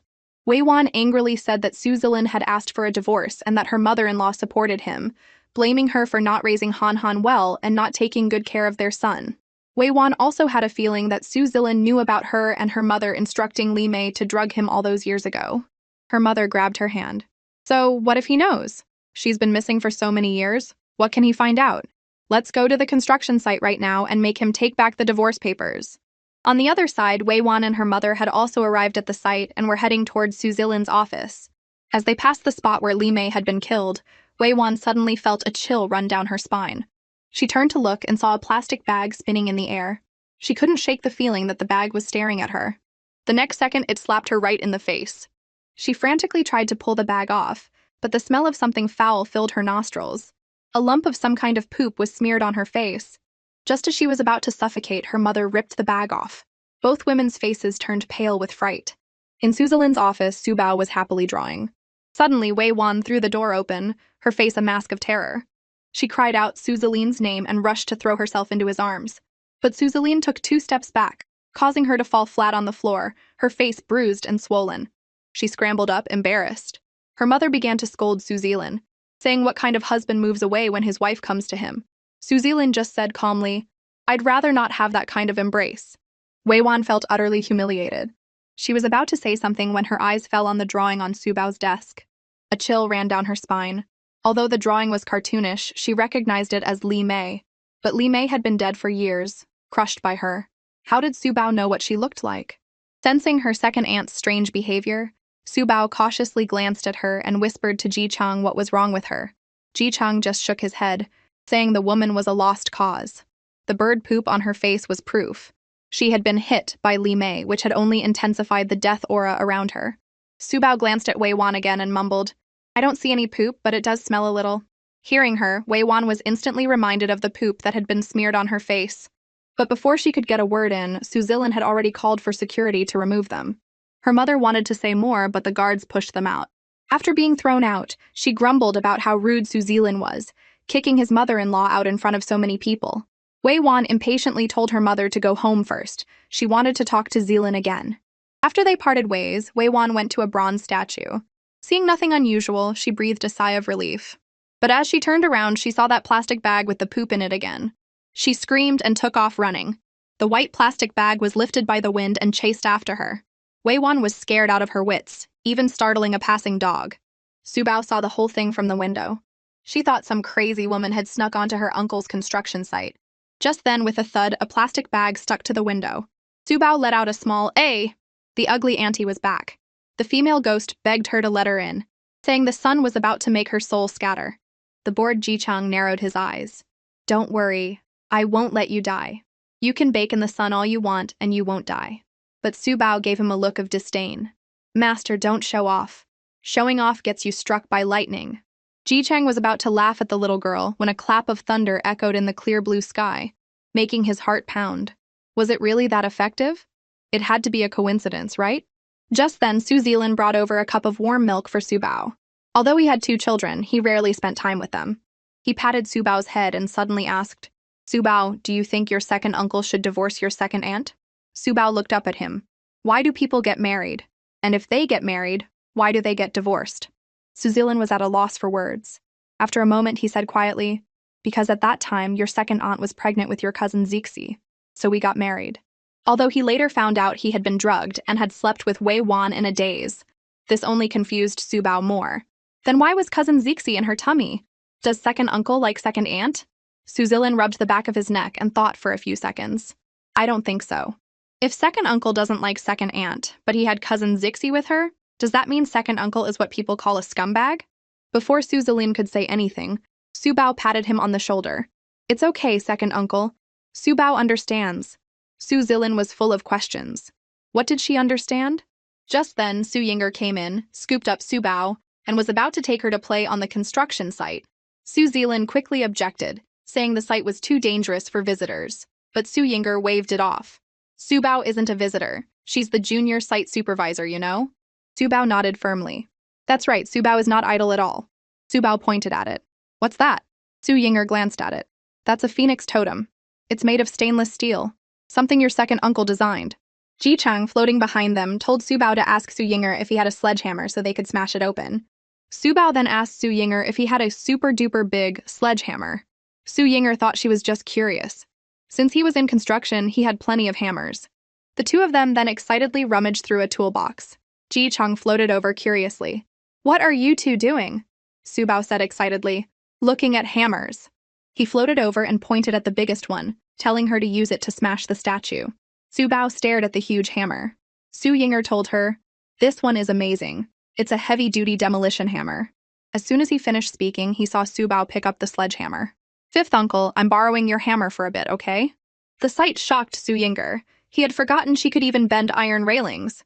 The next moment, he saw Su Bao swing the sledgehammer and smash it against the statue. With a loud crash, 2 skeletal hands and a package fell out. Su Zealand quickly scooped up Su Bao and covered her eyes. Su Yinger was too shocked to speak. After a moment, Su Zealand recovered, held Su Bao, and quickly left, telling her that if the police asked, she should say that her 5th uncle had accidentally broken the sculpture. Although Su Bao didn't understand why her uncle wanted her to lie, she nodded in confusion. Back at the estate, she whispered to her master, asking why she had to lie to the police since they weren't bad people. Ji Chang, flipping through a book, said nonchalantly, "The police aren't bad, but we can't rule out the possibility that some bad people might find out about your super strength and want to dissect you for research." Su Bao hugged herself in fear and shouted, "I don't want to be dissected!" Old Mrs. Su, holding a freshly peeled apple, heard her, and after a moment of confusion, handed the whole apple to her. "No slices, then. You can have the whole thing." Now it was Su Bao's turn to look at her grandma's apple in a daze. Meanwhile, Ji Chang released Li Mei from the soul gourd and asked her why her hands were in the sculpture. Li Mei said mournfully that when she was killed, her body was crushed, but her hands had been tightly clutching the bag of money. For all these years, because she was missing her hands, she had been unwilling to reincarnate, wanting to find them first. Ji Chang, flipping through his book, said calmly, "You didn't know that the salt Wei Wan had you put in Su Zealand's drink wasn't actually salt." Li Mei's mouth opened. It was because she knew, but she had still done it for the money, that she had lost her life. Ji Chang sneered. The money was wrapped in wax paper. As long as the police could find Wei Wan's fingerprints on it, she was done for. At that moment, Su Bao was teasing Xiaowu with an apple core. Suddenly, Wei Wan returned from outside and looked at Su Bao with disgust. She impatiently told Su Bao not to call her second aunt anymore. Having a child like you in the Su family is just bad luck. Su Bao bravely retorted, people have bad luck because their shadows are crooked. It has nothing to do with Su Bao. She remembered that when her grandpa, grandma, and father had bad luck, their shadows had been crooked. Wei Wan was furious. Was this brat saying she was crooked? How dare she talk back? She glanced around, and not seeing the old master or mistress, and thinking it was the 10th of the month and they had gone to the sanatorium, she put on a gentle expression and held out her hand, beckoning Su Bao over. Su Bao saw that her second aunt's face was completely covered in the death aura and shook her head in fear. She called for Xiaowu and turned to run. Wei Wan shouted in exasperation, "Get back here!" Su Bao wasn't going to stop. Only a fool would stop. Only an idiot would stop. Only an idiot would stop. Just as Wei Wan was about to catch her, she said in a sinister voice, "Su Bao, do you think you can escape? Not even the Jade Emperor can save you now." But as she looked up, she saw old Mrs. Su staring at her coldly. Wei Wan froze. "Why was the old lady home?" Mrs. Su said with a cold face. "Surprised to see me home? Were you planning to bully Su Bao while I was away?" Wei Wan quickly waved her hands, saying she was just teaching Su Bao not to throw apple cores on the floor. But before she could finish, an oven mitt hit her in the face. Finally, Mrs. Su gave her an ultimatum. "From this day on, our Su family doesn't have a daughter-in-law like you. Get out!" Wei Wan's eyes turned red. She threw back, "Go ahead and spoil her. One day you'll regret it," and then stormed upstairs to her room. Mrs. Su watched her go, fuming. What a piece of work. Can't even raise her own child right. And she has the nerve to lecture Su Bao. Just as they were calming down, they heard Han Han wailing. In her room, Wei Wan was coaxing her, telling her to go give her grandma a back rub and to give her favorite toys to Su Bao. But Han Han cried and refused. But just then, Mrs. Su came upstairs and had the maid, Wu Ma, bring a basin for Han Han, telling her to cry as hard as she could and not to stop until she had filled the basin with tears. Han Han was so scared she stopped crying. Wei Wan quickly said, "Mom, you'll scare her." Hearing her speak only made Mrs. Su angrier. "Didn't I tell you to get out? Why are you still here?" She then ordered people to come up, pack Wei Wan's bags, and throw them out. Wei Wan was stunned. She was actually serious. At Mrs. Su's command, a bodyguard grabbed her arm and started dragging her out. No matter how much she screamed, no one responded. At the same time, Mrs. Su steeled herself. Today, she was going to cure Han Han's habit of crying and screaming. She gave her the basin and told her not to stop until it was full. The terrified Han Han immediately burst into tears again. But after crying for a long time, she saw that there was barely any water in the basin. She started crying again, this time saying, "Grandma, I really can't cry a whole basin full. I'm so thirsty, I want to drink some water." Wuma quickly brought her a glass of water. Mrs. Su turned her face away. Han Han didn't understand. Before, whenever she cried, her mother would give her whatever she wanted. Now her mother had been kicked out, and her grandma was ignoring her. Crying wasn't as useful as she thought. Just when she felt most helpless, Su Bao suddenly appeared beside her and handed her a lollipop. Han Han said stubbornly, "I don't want your candy." Su Bao immediately put the lollipop back in her pocket. "Since you don't want it, I won't force you." She then walked over and asked if her basin was full. "If you don't hurry up and cry some more, you won't get any dinner if you don't fill it up." So Han Han, while crying, said, "Then hold it for me. Don't let the tears fall on the floor." So, one of the little girls held the basin, while the other tried her best to cry but couldn't. Su Bao quickly told her to drink more water, that she needed water in her eyes to cry. So Han Han chugged glass after glass of water and then said with determination, "Okay, let's do it!" And so, the scene the three people who walked into the room saw was this. One was wailing but only managed to squeeze out 2 tears, while the other held a basin and cheered her on. Seeing them, Su Bao quickly explained the situation. Han Han, seeing them, said pitifully, "Can you ask Grandma to give me a smaller basin? Maybe a cup, can you?" Su Hyun couldn't stand it anymore. He walked over and said, "A normal person only produces about 5 milliliters of tears when they cry a lot. A basin holds about 10 liters. Even if you cry once a day, it would take you 2,000 days, not counting evaporation. You'd have to cry continuously for 5 years to fill it." Han Han trembled. "Then what do I do? I really can't cry anymore." Su Bao thought for a moment and comforted her. "Then you can cry again tomorrow when you wake up. Crying for 5 years doesn't seem that long." The woman was kicked out by her mother-in-law and went back to her parents' house. As soon as she walked in, she started complaining to her mother that the old hag had thrown her out, blaming her for not knowing how to raise a child. Hearing that her mother-in-law was meddling in her son and daughter-in-law's affairs, her mother flew into a rage, calling the old woman a troublemaker. Listening to her mother curse her mother-in-law, Wei Wan's anger slowly cooled. She felt that if she was kicked out just like that, all her years of effort would be wasted. So she decided to swallow her pride and go back to the Su family. Hearing that her daughter was going to go back and beg her mother-in-law, her mother quickly stopped her. She felt that the reason her daughter had been kicked out was because she was too nice and had been bullied. This time, she had to wait for them to come begging for her to return. Wei Wan found this hard to believe. But she knew her granddaughter Han Han too well. Without her mother, she would definitely throw a huge fit. The Su family wouldn't be able to handle her and would come begging for Wei Wan to return. They might not even dare to mention divorce again. Wei Wan was unsure, but she felt her mother's analysis made sense. Meanwhile, back at the Su family home, Han Han was lying in bed with red, swollen eyes, missing her mother. When Wu Ma comforted her, saying she should sleep and everything would be fine in the morning, Han Han shouted at her, "Get out! I don't want you to stay with me, I want my mama!" After being kicked out, Wu Ma opened the door to find old Mrs. Su and Su Bao standing outside. When Mrs. Su asked if Han Han was throwing a tantrum, Wu Ma quickly said she was much better than before, that she was just a child. But Mrs. Su disagreed. If they didn't discipline her when she was young, could they expect her to suddenly become sensible when she grew up? While her grandma and Wu Ma were talking, Su Bao opened Han Han's door and asked in a sweet voice if Han Han wanted her to stay with her, because there would be ghosts at night. Han Han's eyes widened. She threw a doll at the door in anger. She thought Su Bao was just trying to scare her. Then with a slam, she shut the door. Su Bao blinked innocently. She was telling the truth. Old Mrs. Su patted her head and told her to go to bed too. Seeing Su Bao return, Ji Chang floated over and with a fawning expression asked if she wanted to learn a magic trick from him, the kind where you shoot a fireball with a whoosh. Su Bao felt like her master was treating her like a 3-year-old. How could anyone shoot a fireball? Seeing that she didn't believe him, Ji Chang put on an act. Being able to open your third eye isn't that impressive, Su Bao, since your third eye was never really closed. But magic is different. It requires theory and practice. Some Taoist priests can't even produce a spark their whole lives. So it's normal for little Su Bao not to believe me, because you definitely can't do it either. Su Bao looked at him with disdain. Master, I know this is reverse psychology, but it won't work on me. Ji Chang was stunned. Was she really only 4 years old? She told him to show her, and if he could do it, she would believe him. Ji Chang's face darkened. Although your master is very powerful, I'm still just a ghost.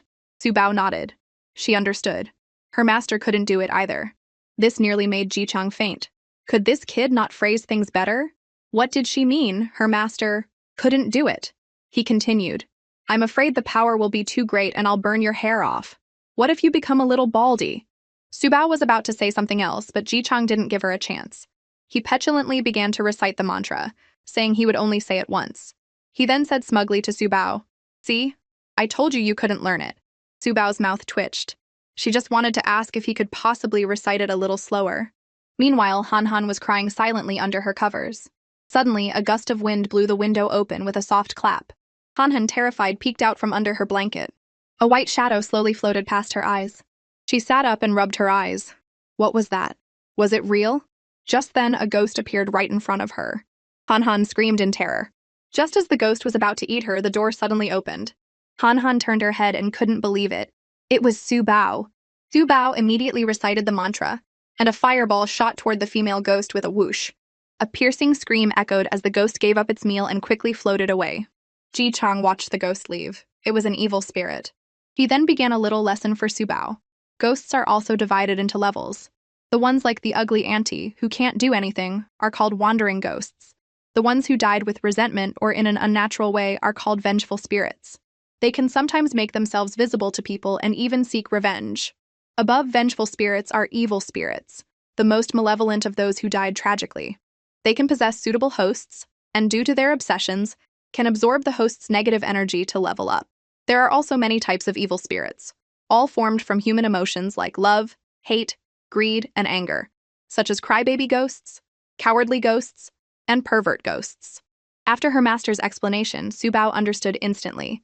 Because her sister Han Han was a crybaby, she had attracted a crybaby ghost. Kids really shouldn't cry so much. Ji Chang nodded in satisfaction. The little one was a quick study. At this point, Hanhan's head was still buzzing. She was completely terrified. Suddenly, she hugged Subao tightly and burst into tears. Subao gently patted her back and comforted her. "Don't be scared, big sister." Subao chased the ghost away. The next second, she suddenly told Hanhan to pause. "Don't cry! We have to catch all these tears, we can't waste them!" So Hanhan held back her tears and told Subao to hurry and get a cup. Subao quickly ran and got a water cup and handed it to her. But after she got the cup, Hanhan only managed to shed 2 more tears. She looked at the cup, speechless. She had wasted so many tears earlier. Just then, Subao climbed onto Hanhan's bed. "Why don't you lie down and cry? It's less effort." Ji-chang sighed. Looking at the 2 little ones on the bed, he was at a loss for words. The next morning, old Mrs. Su drove her electric wheelchair to Subao's room and called for her to wake up. When there was no response, she gently pushed the door open. The dozing Xiao Wu suddenly screeched, "Kidnapper! Someone is stealing the child!" Mrs. Su's face paled, and she also shouted, "Someone! Come quick! Subao is missing!" When everyone arrived in Subao's room, she said frantically, "Subao is gone. The parrot said someone stole her." Su Yichen immediately called for someone to check the surveillance footage, and then had Wuma ask the servants who were up early if they had seen anything unusual. Just then, a sleepy voice came from behind him. "Uncle, what are you looking for?" It was Subao, holding her stuffed bunny in one hand and rubbing her sleepy eyes with the other, with a still dazed Hanhan beside her. Everyone was confused. Why was Subao in Hanhan's room? And why was Hanhan up so early without throwing a fit? After the chaos, the 2 little girls had breakfast and then went to the study to draw. Subao handed Hanhan a piece of white paper. Hanhan sniffed. "I don't want yours." But her body betrayed her as she snatched the paper from Subao's hand. Subao said teasingly, "I thought you didn't want it?" Hanhan retorted stubbornly, "My paper wasn't white enough. I'll make do with yours." Soon they had both finished their drawings. Old Master Su was holding up his phone, video calling Academician Lao. The academician asked Subao what she had drawn today. Hanhan's mood sank a little. But the next second, he asked Hanhan what she had drawn. Her eyes lit up, and she began to describe her drawing, just like Subao had. It turned out Hanhan had thought he didn't like her. Now, hearing him praise both of their drawings, the 2 girls smiled happily. So this was what it felt like to be praised. Other than her mother, no one had ever praised her before. It turned out that you could get attention without crying and screaming. Her mother had always said Subao was a bad kid, but now she felt like her mother might have been wrong. Meanwhile, Wei Wan was pacing outside the Su family's estate. She had been waiting at her parents' house for the Su family to come begging for her to return, but there had been no word. So she had come back herself, only to be stopped by the security guards. She peered through the fence and saw Hanhan and Subao playing together. She was extremely unhappy. What if Subao was a bad influence on Hanhan? She called out from a distance, "Mama is here! Look over here!" Subao and Hanhan were catching fish. Hearing Wei Wan's voice, Hanhan was about to turn her head when Subao clapped her hands over her ears. "No, you didn't hear that." She then pulled Hanhan by the hand and ran toward the house, whispering that there was a big monster behind them. Hanhan, remembering the ghost from the previous night, was terrified and ran inside in a flash. Wei Wan didn't even have a chance to say another word before they were gone. She grabbed the fence in frustration and said fiercely, "Subao is such a little pretty boy, and now she's leading Hanhan astray." That evening, since it was the weekend, all 8 of the Su brothers came home. Old Master Su suggested they all go camping at the wetland park the next day. Subao asked what camping was. Su Zixi, standing next to her, called her a country bumpkin. Old Master Su's face darkened, and he was about to scold him, but Zixi made a face and ran upstairs. The old man was starting to get a headache from Su Zealand's 2 children.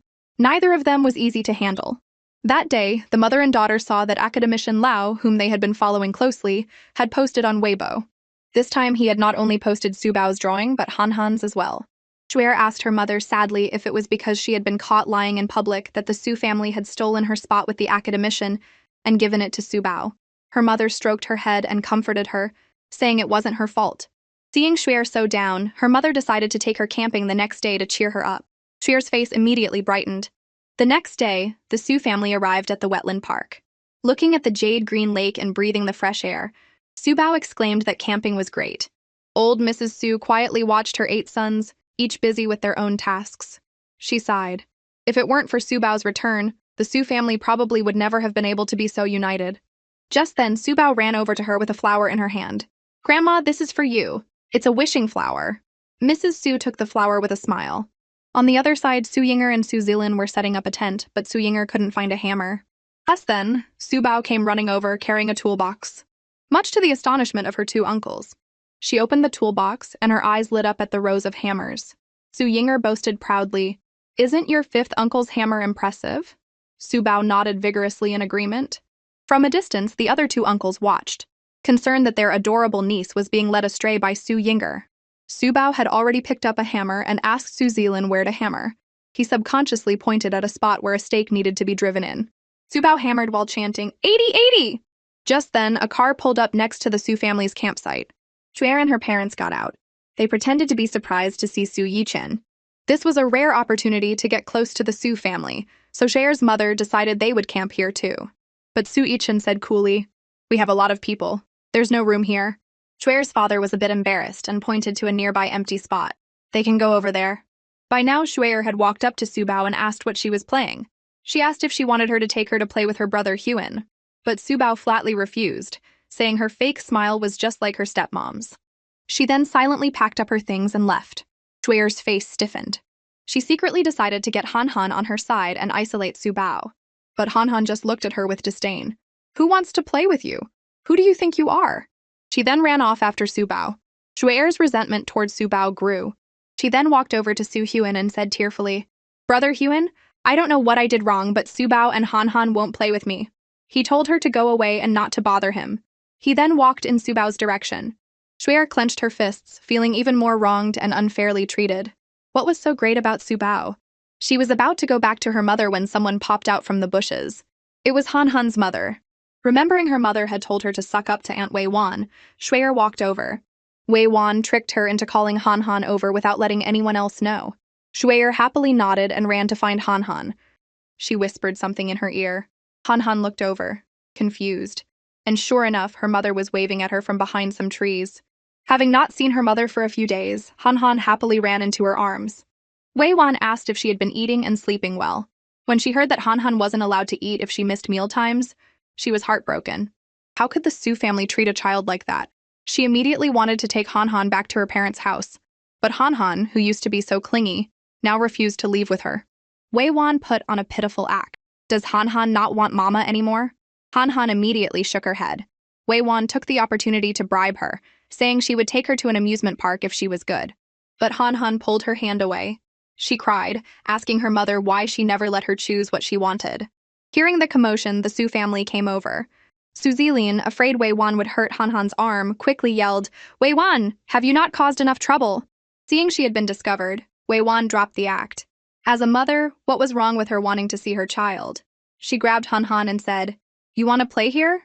Mama will play with you." Han Han cried, trying to break free. She didn't want to play with her mother. She wanted to play with Su Bao. This finally pushed Wei Wan over the edge. She grabbed Han Han by the shoulders and told her that a manipulative child like Su Bao would only be a bad influence. Without Su Bao, she would be the Su family's little princess. And her grandma not feeding her was child abuse. Only her mother would always love her. Han Han was scared into silence by her mother's fierce voice. Su Zilin rushed forward to grab her. But being pulled by both of them, Han Han felt like she was being torn apart and cried her heart out. Not wanting to hurt her, Su Zilin had to let go. Wei Wan stumbled and fell. Just then, Su Zilin's phone rang. He glanced at Wei Wan and then said coldly into the phone, "Then you can come over now." Just then, Su Bao noticed a lot of black energy around Wei Wan. Ji Chang said grimly, "Today is not their day to die, but they are about to face a self-inflicted calamity." Su Bao was confused. "What is self-inflicted?" Ji Chang stroked his chin and said calmly, "Suicide." Wei Wan probably guessed that the phone call was from the police and realized her crimes have been exposed. Su Bao shouted, "Second aunt is going to commit suicide with Han Han." Wei Wan's face changed. How did Su Bao know her plan? Old Mrs. Su wished she could rush over and stop her. Han Han cried and called for her mother, but Wei Wan kept saying they had forced her to do this as she ran toward the lake. But she hadn't expected the Su brothers to be so quick. They immediately blocked her path. Wei Wan put her hand on Han Han's neck and cried that all she had ever wanted was to be the second mistress of the Su family. What happened 6 years ago was in the past. Why couldn't they forgive her? Just then, she saw a car approaching from behind. In a moment of desperation, she hugged Han Han and ran toward it. Su Zilin's heart tightened. It was too late to stop her. Suddenly, a spatula flew out of nowhere and hit Wei Wan on the head with a thwack. Her grip loosened and Han Han fell to the ground, nearly getting hit by the oncoming car. Wei Wan's forehead was bleeding. Suzy Lean quickly scooped up the terrified Han Han. Seeing his big uncle glance at the spatula, Su Bao nervously wrung her hands and apologized to him. After all, he had told her not to show her strength. Su Yichen patted her head and comforted her. Your second aunt deserved it. Su Bao did nothing wrong. Just then, the police arrived and coldly informed Wei Wan that she was under arrest for a murder that had occurred 6 years ago. An officer held up several documents. On the wax paper clutched in the hands we found inside the sculpture at the City West New District Plaza, we found your fingerprints. The serial numbers on the money inside the wax paper perfectly matched the money you withdrew from an ATM at X Bank 6 years ago. You first hired someone to poison Mr. Su Zilan, and then you killed Li Mei to silence her. The evidence is conclusive. Wei Wan's heart went cold. She tried to struggle, but the police put her in handcuffs. As she was being led to the police car, she cried through the window, Zileen, save me! Please, ask the police to let me go. Han Han is still so young, she can't be without her mother. An officer was taking a statement and asked how she had gotten the injury on her forehead. Su Yichen quickly pointed at Su Zilin. Wei Wan was trying to commit suicide with the child just now. My second brother, in his panic, threw it at her. Su Zilin quickly nodded in agreement. The officer was a bit skeptical that such a small thing could cause that kind of injury. But seeing them both so certain, he took the small spatula with him, saying they needed to run some tests on it. Su Bao stared at the departing police car. Her little spatula had been arrested. Seeing her so down, old Mrs. Su asked if she was okay. Su Bao shook her head. Out with the old, in with the new. Su Zilin, hearing this, felt a shiver of fear. He decided he would never get married again. With the matter finally settled, Su Yuefei, worried the little one was overthinking things, took her to have a barbecue. Just as Su Bao was about to dig in, old Mrs. Su, worried she would get a sore throat, told her she could only have one skewer. Su Yuefei told his mother not to worry about it since they were out having fun. They still had the 8th brother after all. At this, Xiao Wu perked up. Number 8, your butt is blooming. Su Yisheng glared at Xiao Wu, who flapped its wings in a panic, squawking, Run! Run! As everyone was laughing and trying to forget what had just happened, Weir came over with a cake, looking very well behaved. She didn't believe any child could resist strawberry cake, and there was no one she couldn't win over. But Su Bao just refused and grabbed a skewer of barbecue instead. Shuer felt a bit awkward, but still asked confidently if Su Bao didn't like her. Su Bao was speechless. She then nodded. Hadn't they already had this conversation? Shuer, who had never been rejected so bluntly, burst into tears and ran off crying, Su Bao is a bad kid. Su Bao, with her mouth full of barbecue, didn't even have a chance to respond. At that moment, no one noticed a dark figure crawling through the tall grass nearby. It lifted its head slightly, its face covered in blood. It reached out a hand and began to crawl toward the Su family. Just a moment ago, Jichang had finally found his chance and eagerly tried to get Su Bao to have a lesson with him. But Su Bao turned her face away. Every time Master gives me a lesson, he talks about things I don't understand. I don't want to learn. But Jichang ignored her resistance and continued. Today, Master will teach you about the 5 arts of Chinese metaphysics: mountain, medicine, destiny, divination, and physiognomy. Mountain refers to spiritual practices like alchemy, talismans, secret arts, and military strategy. Medicine is easier to understand. It's traditional Chinese medicine. Astrology and fortune-telling also fall under this category. Su Bao was not happy. Fortune-telling? Did that mean she had to learn to be a shaman? But they get arrested. This stumped Ji Chang. This little girl even knew about shamans. Su Bao recalled with a serious expression that once, when her father had taken her out, they saw someone who claimed to be a shaman and could dance to make it rain. The person's movements were like convulsions, and they ended up getting arrested. Ji Chang was speechless, but he felt it was necessary to explain to the little girl that truly advanced secret arts often only required a simple movement of the fingers. Simply put, if she learned it, she could cure her grandma's illness. Su Bao immediately sat up straight on the grass, her face serious. If it can save Grandma, Su Bao is willing to learn anything. Ji Chang's lips curled into a smile. You little rascal, I knew I could get you. But just as he was about to explain what destiny and fortune-telling were, Su Bao raised her hand again.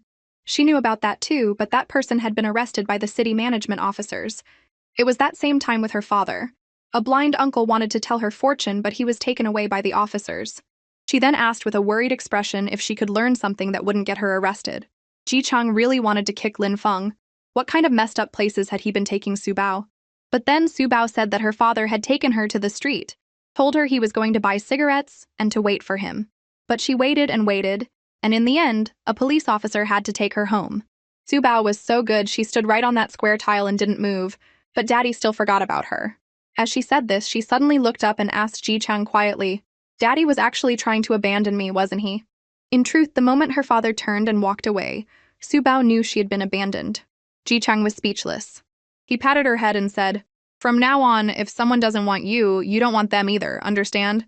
Remember, little Su Bao, the person who abandons you is never worth forgiving, nor do they deserve to make you sad." Su Bao nodded, not fully understanding. Her spirits lifted, and she was full of energy. She asked Ji Chang to teach her traditional Chinese medicine. It wouldn't get her arrested, and she could even be on TV. Ji Chang wanted to smack himself.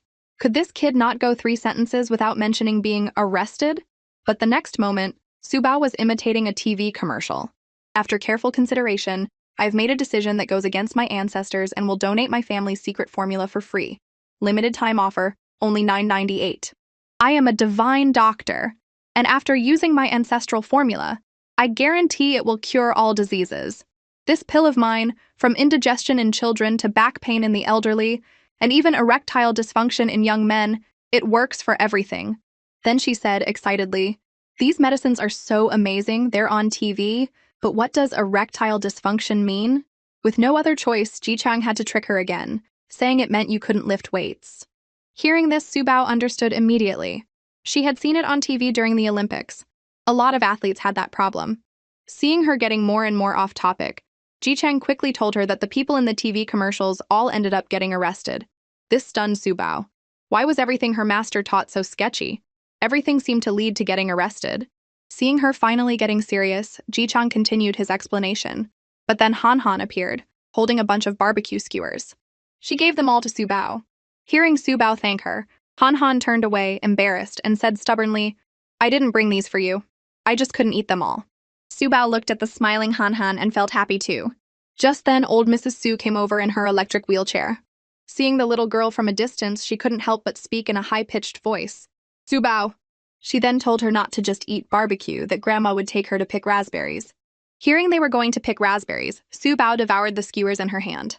Just as they were about to enter the bushes, Xiao Wu suddenly flew out, squawking, "There's a little ghost!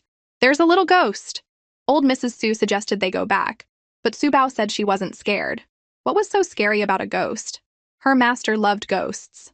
The next second, she told her grandma to wait for her and followed Ji Chang into the woods. Mrs. Su tried to follow, but Su Bao disappeared in an instant. The sky was getting dark, and she was so anxious she was about to cry. She kept calling out, "Su Bao! It's dangerous in there! Come back!"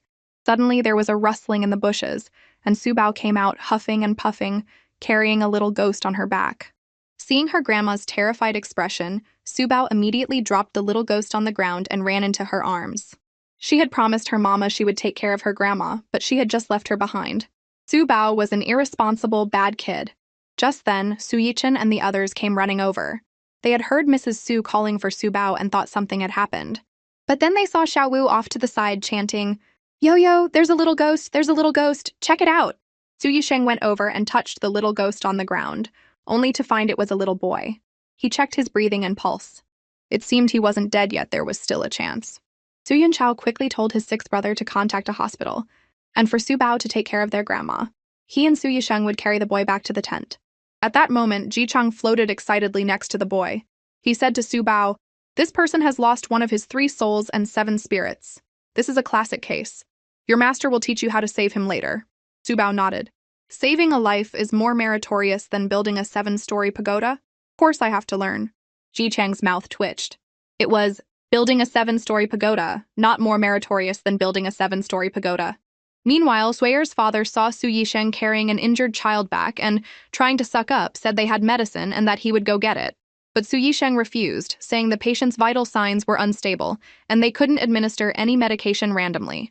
Then his gaze fell on the child's clothes.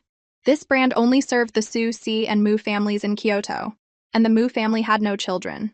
That meant this child was the young master of the Si family, one of Kyoto's 3 major families, Si Yiran, who had been missing for days.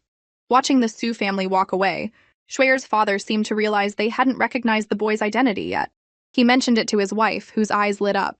The Si family had been searching for days. if they contacted them now and said they had found the young master. But before she could finish, her husband called her an idiot. Did she really think the Sue and C families were stupid? Seeing that nothing was working, Swayer's mother was getting desperate. Just then, her husband took out his phone and, in a very anxious tone, said, "The Sue family's little princess found the Psy family's young master. Mr. Sue asked me to give you a call." Hearing her husband's plan, she praised him. This way, they could suck up to both families at once. In the Sue family's tent, Dr. Sue had washed the boy's face and changed him into clean clothes. Now they could finally see his face clearly. With no one else around, Ji-chang quickly called Subao over. He was going to teach her how to summon a soul. He then began to recite the soul-summoning mantra. The little turtle on the right, with such a big tummy ache. Benin kills a black chicken. Little brother poops. Poops so much that Benin kills a black chicken. After reciting a long passage, Ji-chang asked Subao if she had memorized it. She nodded firmly. She had. But he didn't believe her. Was his little disciple's talent really that incredible? He had her recite it for him.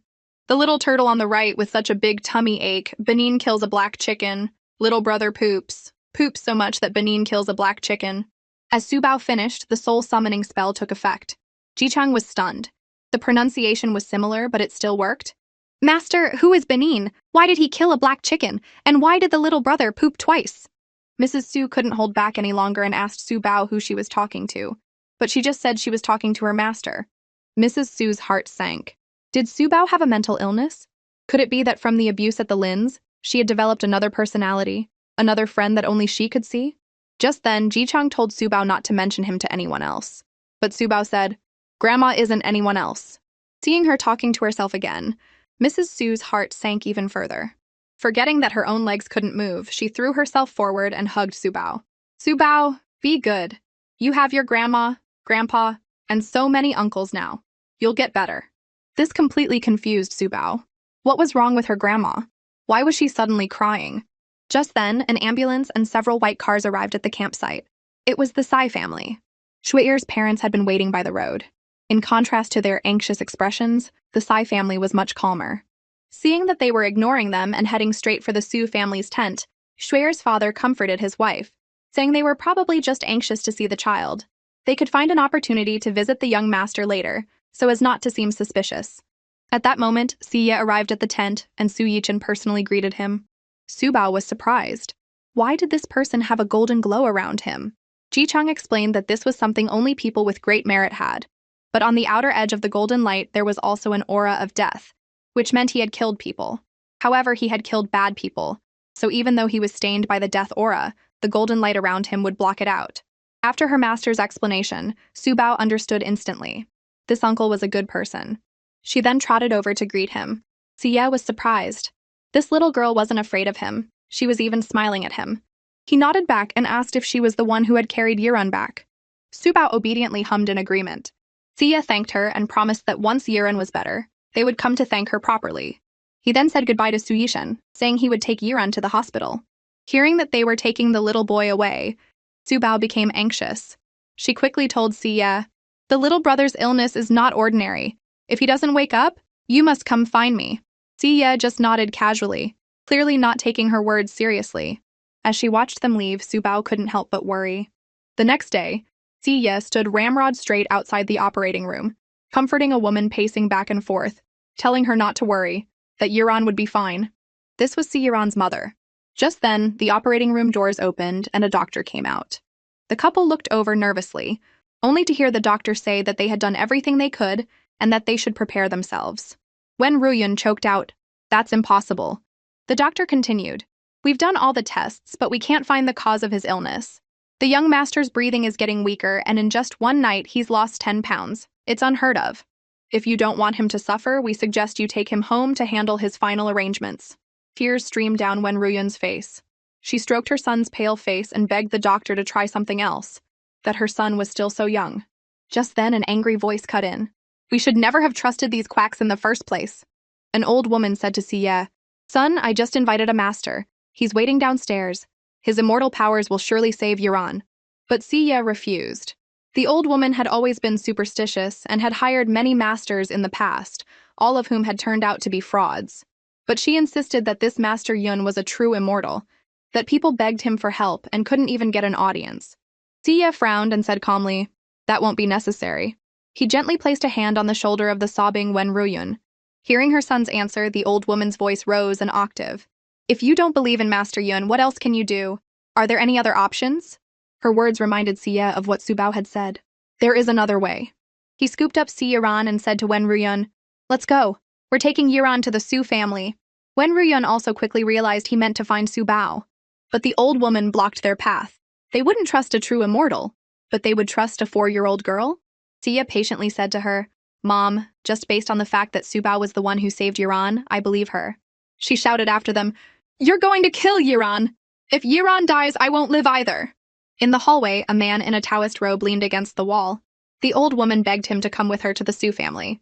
Seeing him remain silent, she piously promised that if he came with her and solved the problem, she would have the temple rebuilt and double the incense money. At this, Master Yun's expression turned proud. "Since we are fated, this old Taoist will make a trip with you to see which ignorant child dares to speak such nonsense." The old woman, full of gratitude, followed behind him. Meanwhile, at the Su family's estate, Su Bao was distractedly drawing and asking her grandma if the little brother from yesterday had woken up yet. Old Mrs. Su shook her head. She didn't know either. Seeing Su Bao so concerned, Sulo joked, "Looks like the treasure our Su family just found is about to be stolen away by some other little brat." But Su Bao retorted, "Fourth uncle, do you know that saving a life is more meritorious than building a 7-story pagoda?" Sulo chuckled. He never thought a child so young would know that. Ji Chang, seeing Su Bao so eager to know about the boy, tempted her, asking if she wanted to learn divination from him. Su Bao looked over, confused, as he asked if she remembered the 5 arts he had taught her yesterday. He continued, explaining that divination was one of the 5 arts, a way to predict future fortunes and misfortunes. Today, he would teach her turtle shell divination. Before he could finish, Su Bao's eyes lit up. She had a turtle shell. Ji Chang quickly floated after her as they went to the rockery pond in the estate. "Master, look! There's a grandpa turtle right here!" Ji Chang looked at the old turtle basking in the sun. He wanted to tell her that although divination used a turtle shell, it didn't use a live turtle. But the next second, Su Bao had already picked up the old turtle. With a flick of her wrist, she tossed it on the ground. "Spinning Grandpa Turtle, tell me about the little brother." Ji Chang was stunned. His jaw. She was already starting? After spinning a few times, the turtle finally stopped. Su Bao squatted beside it, muttering seriously, So that's how it is." Ji Chang's mouth twitched. "So how was it?" "The little brother isn't dead. He's coming this way. And there's an old fraud. The little brother might not live long." Suddenly, Su Bao saw the old turtle bite a blade of grass and, with a push, flip itself over. "Oh!" she exclaimed. "There's a twist!" Ji Chang felt his mouth twitch so much it was going numb. That was called flipping over, not a twist. Just then, the sound of a car engine came from outside the estate. Su Bao immediately stood up and looked toward the gate. Ji Chang's jaw dropped again. She had actually predicted it. Hearing her grandma call for her, Su Bao ran outside. When Wen Ruyun saw her, she felt like she had found her last hope. "Su Bao, please save Yiran. He's not going to make it." Su Bao immediately understood what was happening and told them to come inside. She then had Wen Ruyun give her a set of Si Yiran's clothes and asked her grandma if she had an iron basin and paper money, because she was going to save the little brother. Although they didn't know what she was planning, Wu Ma explained that the items were in the storage room and she would go get them. After everything was ready, Su Bao suddenly noticed a stick of incense appear above Si Yiran's head. Ji Chang explained that this was the yin incense of the head. Before a person dies, a stick of yin incense will appear on their head. When the incense burns out, the person dies. Su Bao's brow furrowed. At the same time, Ji Chang was deep in thought. A person who was critically ill but not fated to die shouldn't have yin incense on their head, even if they had 1 foot in the grave. Could this kid really not have long to live? Hearing that, when the incense burns out, the person dies, Su Bao immediately grabbed a talisman and was about to begin her ritual. Just then, a breathless voice cried out, "Stop!" An angry old woman with a cane knocked the talisman out of her hand. Just as she was about to strike again, a hand caught the cane. "I let you in because your grandson is here, not for you to hit people," Su Yichen said, his face dark as he held the cane. She told Sia to take Si Yiran and leave, that they didn't want to be at the Su's house anyway, but Sia just told her to leave on her own if she wanted to. Just then, the inscrutable Master Yun walked in and sighed that it was too late. At the same time, Su Bao was on the verge of tears. "Uncle, if we don't save the little brother now, it'll be too late." Master Yun frowned at her. Was this little charlatan copying him? So shameless at such a young age. Hearing that it was too late, old Mrs. C quickly urged Master Yun to save her grandson. He pretended that he would help her out of pity. She watched him begin his ritual full of gratitude. Her grandson was finally saved. Master Yun waved a peachwood sword around, muttering to himself, while his disciple banged a gong beside him. After all this, Subao saw that the yin incense on Si Yaran's head was only a third of the way burned. She angrily pointed at Master Yun and called him a fraud, that he wasn't performing any magic at all. But Master Yun, with the air of a great master, said that he had just performed a ritual, and that the young Master C would wake up in less than 5 minutes. Seeing Subao causing trouble, old Mrs. C scolded her for being naughty and for interrupting Master Yun's ritual. Tears welled up in Subao's eyes as she shouted, "The little brother won't wake up! What he's doing is useless!" Just then, Wen Ruyun pushed old Mrs. C aside. "Enough! He's my son, and I'll decide. Subao, go ahead." Old Mrs. C was furious. "As a daughter-in-law, is this how you treat your mother-in-law?" Thea grabbed Master Yun and was about to throw him out. Old Mrs. C cried out in despair, "You're going to kill my grandson! How can you treat a living immortal like this?" Master Yun's face was livid. Ever since he had become an immortal, no one had dared to be so disrespectful to him. As Siya held back his mother and Master Yun, he turned to Subao and asked, "Is there still time?" Subao nodded. "There should be. The yin incense hasn't burned out yet." She then began to recite the soul-summoning mantra, and the talisman that had fallen on the floor burst into green flames. She threw Si Yiran's clothes into the fire basin and with a serious face chanted, "Benin kills a black chicken! Benin kills a black chicken!" Master Yun frowned. "What, kill a black chicken? So young and already a swindler?" His disciple sneered, "If she saves Si Yiran, I'll do a handstand and eat 10 pounds of poop." As soon as he said it, the clothes in the fire basin suddenly stood up with a whoosh, stunning the 8 faces watching. Subao happily walked over and waved at the little shirt. "Little brother, hurry up and go back." Then, with a whoosh, it was as if something had entered Si Yiran's body. His fingers twitched slightly. Everyone held their breath, their eyes wide, staring at him. But the expressions on Master Yun and his disciples' faces were priceless. Was he really going to have to eat 10 pounds of poop? But after waiting a moment, Subao saw that the yin incense on his head was gone. So why hadn't he woken up? The disciple took the opportunity to mock everyone for letting a child fool around and waste the time his master could have used to save him. Master Yun pretended to scold his disciple, "The dead deserve respect. Do not speak ill." Hearing him declare Si Yiran dead, old Mrs. C cried that Subao had killed her grandson and that she had to pay with her life. Subao quickly corrected her. "The little brother isn't dead yet." Seeing his mother crying and screaming, Sia couldn't help but yell, "Be quiet!" This only made her cry and scream louder. Master Yun stood to the side, watching them argue with a cold expression, very pleased with himself. This is what they got for not believing him. A person he couldn't even save, and they expected a little brat to do it. What a joke. Just then a faint voice was heard, "So noisy." The arrogant look on Master Yun's face froze.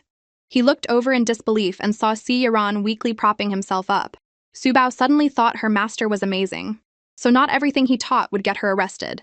Hearing the little brother ask for her name, Subao's eyes curved into crescents as she told him her name was Subao. Si Yiran silently committed her name to memory.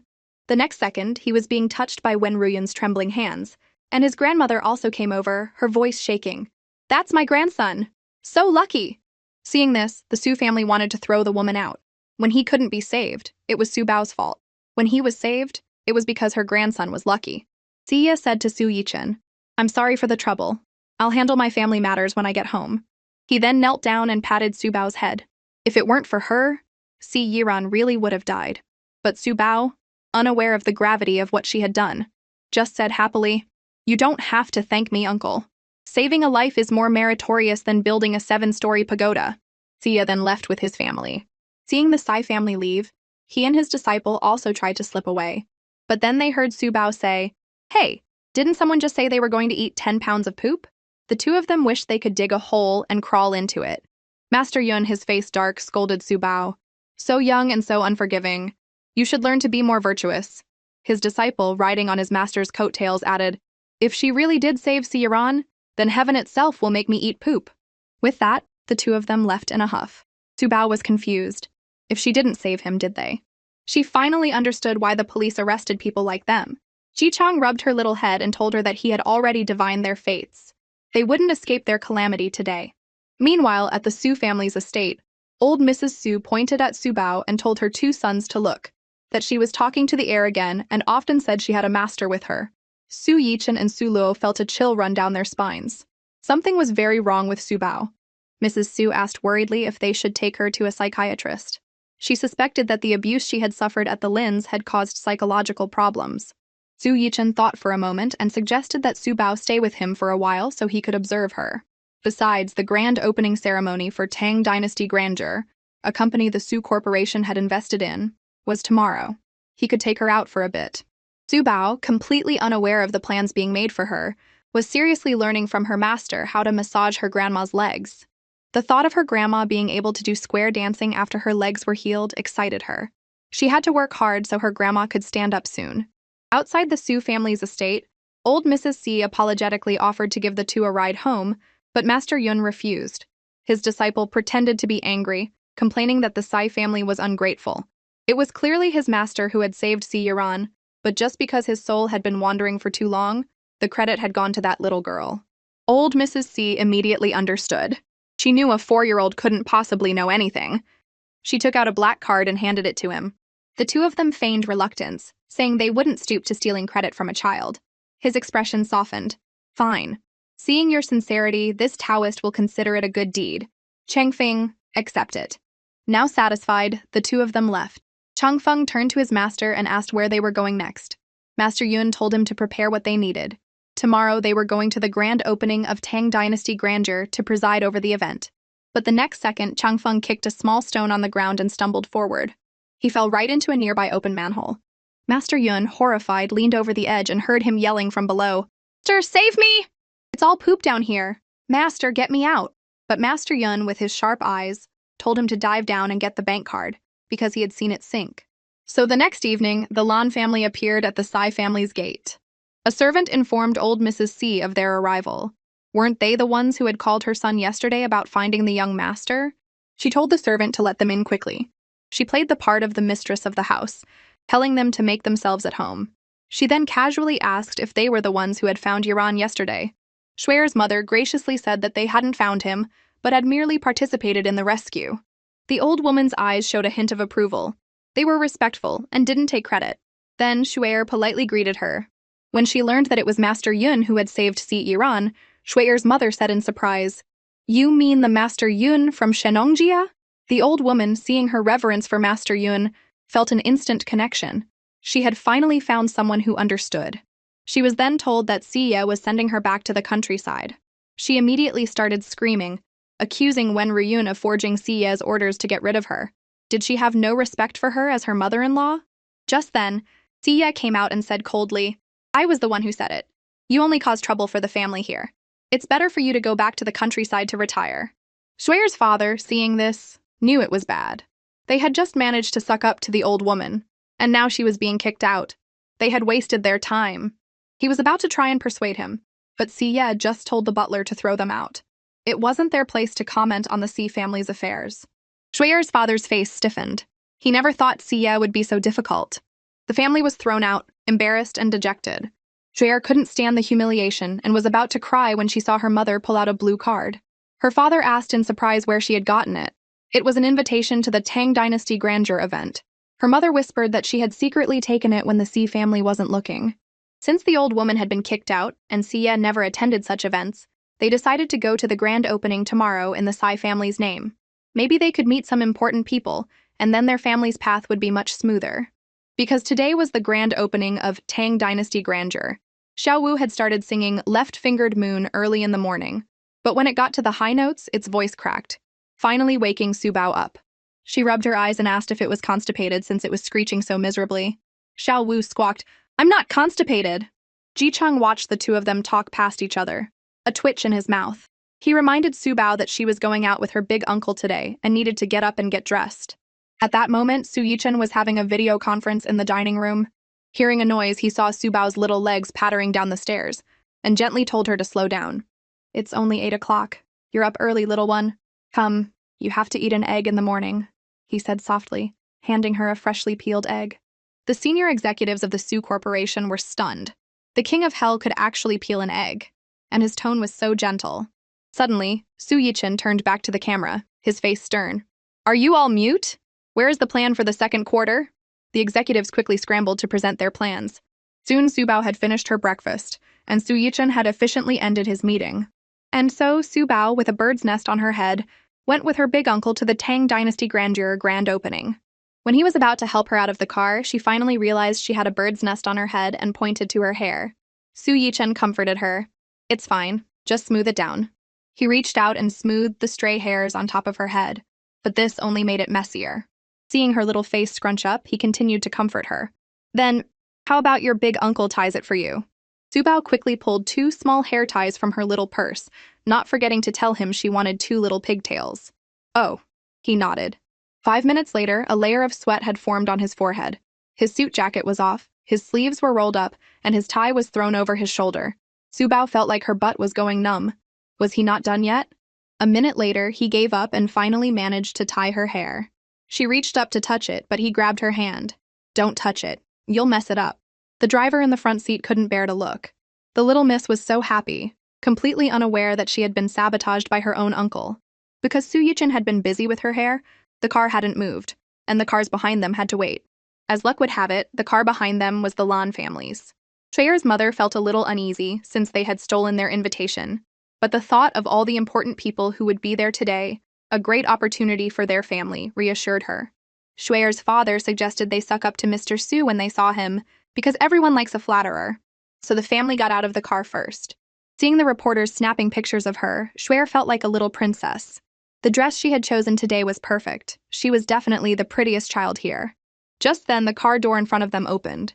Shueyer said sweetly, "Hello, Uncle Su." Her parents also greeted him. Su Yichen frowned at her, but didn't even acknowledge her. He then bent down and held out a hand to the person inside the car. Shueyer's mother felt a bit embarrassed. Her husband comforted her, saying maybe he hadn't heard them. The reporters, seeing his gesture, excitedly raised their cameras. Were they about to see the rumored Mrs. Su? The next moment, a little girl in a doll-like dress jumped into his arms. Everyone was stunned for a moment. Then, Su Yichen, holding the child with one arm, strode into the venue. Hearing everyone call out, "Little cutie, look here!" Subao suddenly made a cute face at the camera. It instantly captured the hearts of all the reporters. Shueyer, left behind, was annoyed. It was Subao again, stealing her spotlight. "Subao, why is your hair so ugly? Did you tie it yourself? Do you want me to help you? I've been tying my own hair since I was 3. Subao touched the 2 pigtails on her head and said angrily, "Your hair is ugly!" Shueyer's mother, seeing her get upset, quickly put on a smile. "Subao, your hair is a little messy." Her father also chuckled. "Yeah, who tied your hair? It looks like a bird's nest." But then they heard Su Yichen say coldly, "I tied her hair. Do you have a problem with that?" The smiles on their faces froze. Su Yichen was who he was. How could he possibly tie a child's hair? Su Yichen immediately had his assistant escort the Lan family out, as he clearly remembered they were not on the guest list. The family had just entered when the assistant asked for their invitation. Shueyer's father explained that the Tsai family couldn't make it, so they were there on their behalf. He said Mr. Su didn't know, so there was a misunderstanding, and he would go explain it to him. The assistant was taken aback.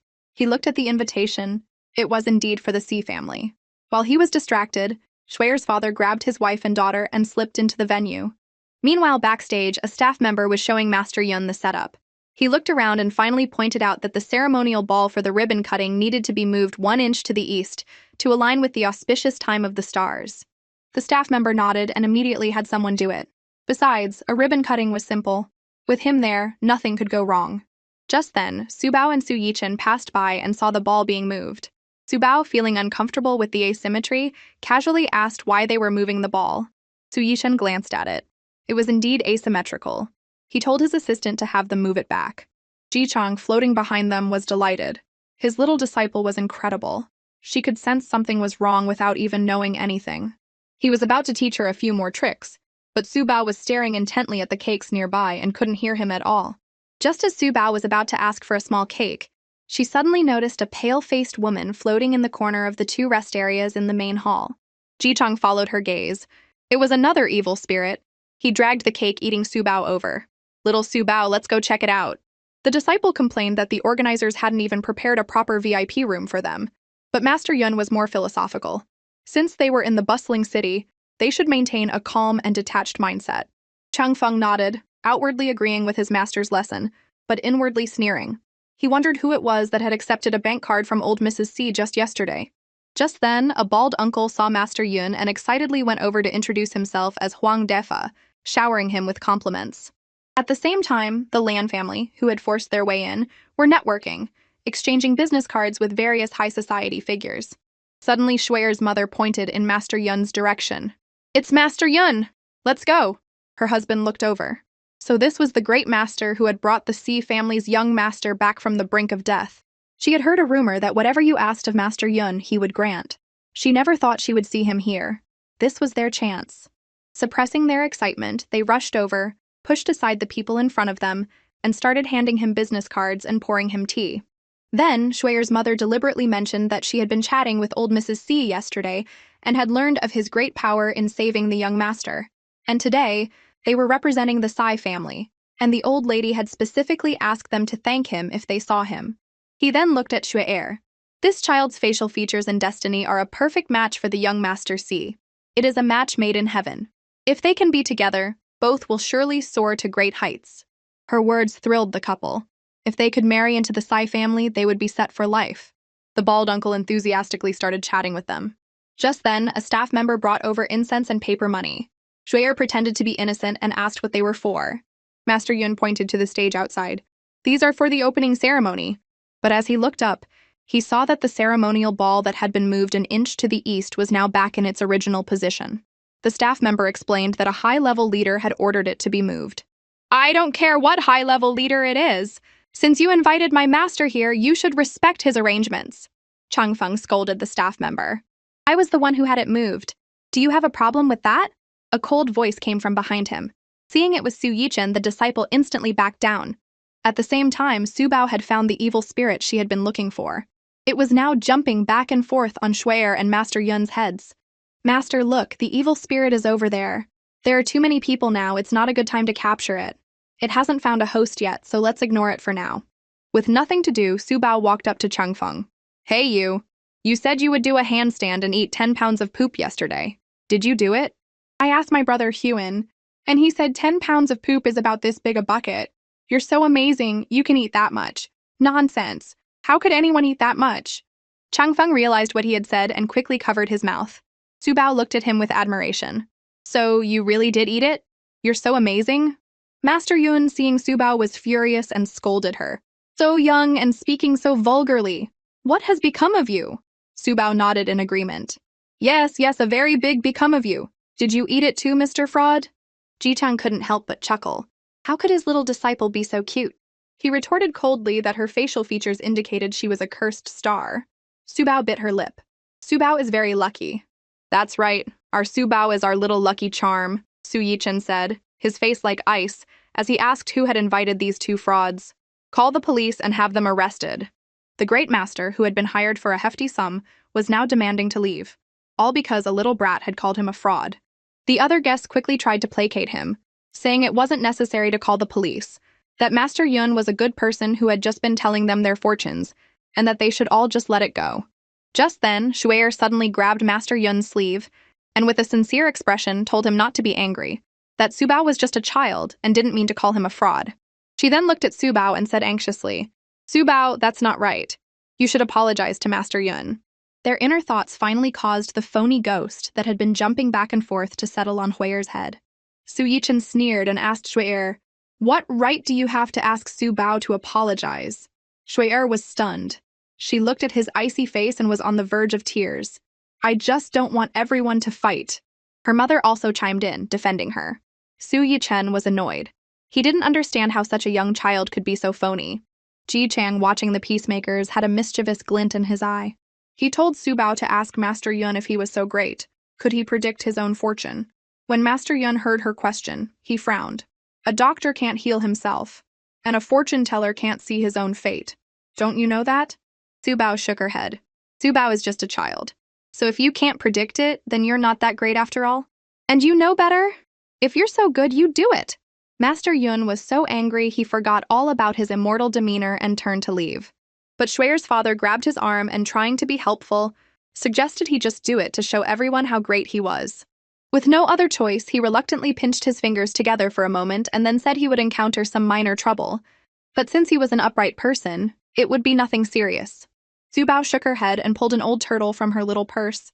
Master, you're wrong. Let me predict it for you. With a hey, she tossed the bewildered old turtle. It spun a few times and then stopped at her feet. She said in surprise, "So that's how it is. Master, you're in for some great luck. You'll have free meals for life. The little brother who eats poop won't be so lucky, he'll only get 10 years. Changfeng knew she was talking about jail time and was furious. His master was a great immortal. Even the leaders at the police station had invited him for consultations. But just then, several police officers walked in. "Are you Master Yun? Come with us." Changfeng was stunned. He yelled, "Do you know who my master is?" "Your master is Yun Longkun. After graduating from elementary school, he worked in an electronics factory for 5 years, then was sentenced to 2 years for theft. After he got out, he set up a fortune-telling stand and scammed an old woman out of 50,000 yuan of her life savings. And now he's still swindling people? Take them away." The guests were stunned. They had just been sucking up to a fraud. They felt like such idiots. Seeing everyone's changed expressions and his carefully constructed reputation about to be ruined, Master Yun tried to use the C family's name to intimidate the officers, saying he had just saved their young master yesterday. He did not save Yiran. "In fact, I should be asking Master Lin about the bank card he scammed from my mother yesterday." With that, Master Yun's heart went cold. The next moment, the police handcuffed both him and his disciple and led them away. Shui'er's parents were also extremely embarrassed. Seeing Siye walk by, they quickly went to greet him, but he pretended not to see them. He then apologized to Su Yichen, explaining that the two of them must have taken the invitation from his house without anyone noticing, which was why they had shown up pretending to represent the C family. Su Yichen said that he had already told someone to kick them out and that he didn't know why they were still there. The guests watched them go, their feelings a complicated mix. They all turned to look at Shui'er's parents. If it weren't for them so confidently claiming that Master Yun had saved the Sai family's young master, they wouldn't have been so fawning, and they wouldn't all have ended up looking like fools. He then coldly asked who had been on reception duty and had let the Lan family in. His aura was terrifying. The staff member stammered that they had forced their way in, claiming to be there on behalf of the C family. The Lan family had come to network and boost their status, but they had ended up being publicly humiliated and kicked out. Shui'er's eyes welled with tears as she looked at Si Yiran. Master Yun had just said they were a match made in heaven. Why were they being thrown out now? But Si Yiran just stood there with a cold expression, not even glancing at her, his eyes fixed on Su Bao. Su Bao, however, was staring at the top of Shui'er's head because the evil spirit had followed her out. After the chaos, the auspicious time for the ribbon cutting had long passed. A smooth start was very important for a company's grand opening. The staff member nervously asked Su Yichen what they should do. As everyone was racking their brains, Su Bao looked up and comforted her uncle, telling him not to worry, that she could help him divine a time. She then pinched her fingers together, imitating Ji Chang, and said, "At 10:18, auspicious light will descend from the heavens. That is a lucky time." The others thought she was just a child playing around. But Su Yichen turned to the staff and said that the auspicious time would be 10:18 as Su Bao had said. He believed her. At the ceremony, Su Bao sat sipping from her water bottle, her eyes on Si Yiran as he walked over. "Little brother, come sit here," she said happily, waving him over. He just gave a cool, in response. Siya watched as his son walked over with his arms and legs moving in sync. He hadn't been like that this morning. Was it some side effect of his soul leaving his body? Su Bao also watched him curiously. He walked strangely and sat so upright, like a little adult. Sensing her gaze, Si Yiran shyly took a candy from his pocket and handed it to her. "Is this for me?" she asked. He nodded. She looked at the candy in his palm. "Little brother, did you bring this candy just for me?" "No, I just grabbed it at the door," he said, turning his head away, his face red. "Oh," she said, and then quickly snatched the candy. She glanced at her big uncle and, seeing he wasn't looking, popped it into her mouth. She then pretended nothing had happened, sat up straight with her hands on her knees and stared ahead. Si Yiran finally came to his senses and asked, "Is it good?" She put a finger to her lips and whispered, "If my big uncle finds out, I'll never get to eat candy again." He looked at Su Yichen and then asked in a low voice, "Are you afraid of your big uncle?" "I'm not afraid. It's because I have a cavity, and my big uncle and grandma won't let me eat candy." "Then you shouldn't eat it." She immediately covered her mouth. Once it was in her mouth, there was no spitting it out. Si Yiran's mouth twitched. "You mean there's no spitting it out?" She nodded. "Candy is so sweet. I love candy. If they find out, I'll just have to swallow it." "Why do you like candy so much?" he asked. She instinctively hugged her water bottle. "Because it's sweet. Life is bitter, but candy is sweet." He was stunned. It was hard to believe those words had come from her. Then he heard her say that before, when her stepmom would hit her and her father wouldn't listen to her, she had felt so sad. Then she had found a piece of candy under the sofa. She had been so hungry, and she had never forgotten how sweet that candy was. On stage, the host was still rambling on. In the audience, the bald uncle was getting excited. If there really was auspicious light, he was willing to bet the few remaining hairs on his head. The people next to him chuckled. Mr. Huang was so bold. Finally, it was almost 10:18. The host invited Mr. Su of the Su Corporation to the stage for the ribbon cutting. Su Bao clapped enthusiastically. "I'll be the one to spoil my big uncle." Su Yichin turned and patted her head.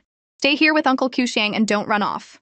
To prove she wouldn't, she grabbed the assistant Qiuxiang's arm. He smiled at the adorable little girl and promised to take good care of her. Su Yichin went on stage, said a few words, and then, along with the main organizers, picked up a pair of golden scissors and stood in front of the ribbon. With a pop of a confetti cannon, the scissors snipped the red ribbon. At that exact moment, the stage, with the ceremonial ball at its center, was bathed in a 7-colored auspicious light.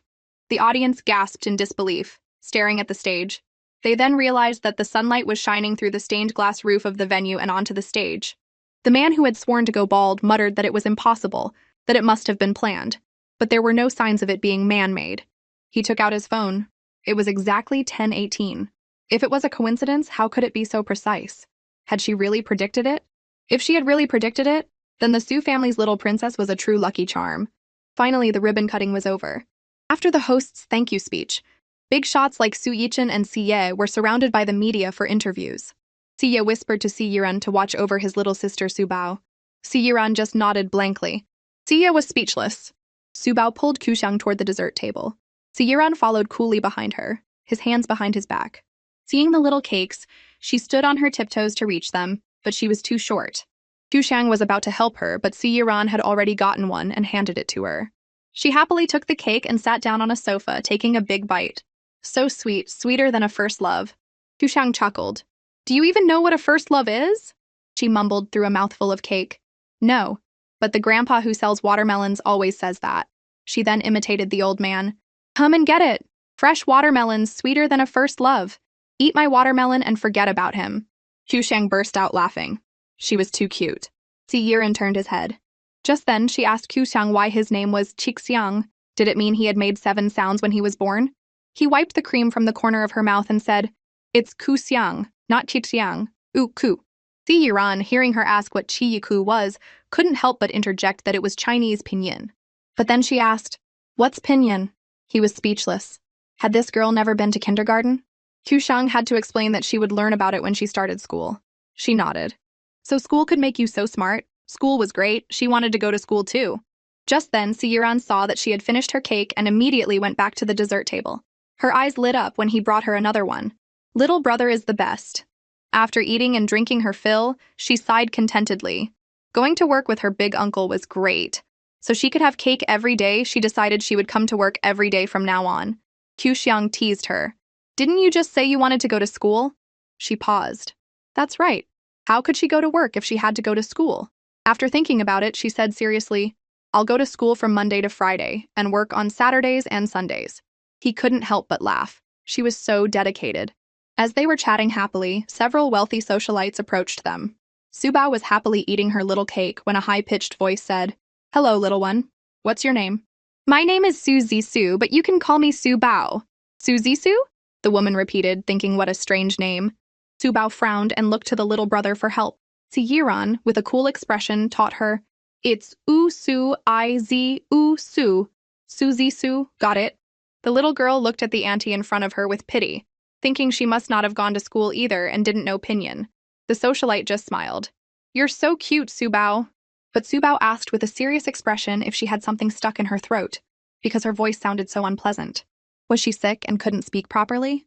The socialite's face stiffened, but the people around them were secretly delighted. Just then, Sulo, with his hair slicked back, walked over. Su Bao quickly stuffed the last bite of cake into her mouth. He raised an eyebrow and chuckled. "What is our Su Bao secretly eating?" She shook her head vigorously. She wasn't secretly eating anything. He reached out and wiped the cream from her lips. "You little rascal, you're caught." She widened her eyes, thinking she had to remember to wipe her mouth next time. Just then, Zhou Yu subtly moved a little closer to him. She said in a sweet voice that she could get Subao a couple more cakes. He picked up Subao, and while wiping her mouth, said calmly, "No need. If this little one eats any more, her little tummy will burst." Seeing how much he doted on her, Jo-yu immediately pretended to love children. "Subao is so cute. Come, let your big sister give you a hug. Auntie, do you have phlegm stuck in your throat?" The guests all chuckled at her serious little face. Jo-yu was about to explain when Si-yeon said with a deadpan expression, "That's called being pretentious." Sulo glanced at him and then said to Subao, "Understand?" She nodded vigorously. She understood. Jo-yu's face turned red and then pale. She tried to explain to Sulo that she wasn't being pretentious, but he didn't even look at her and just walked away with Subao.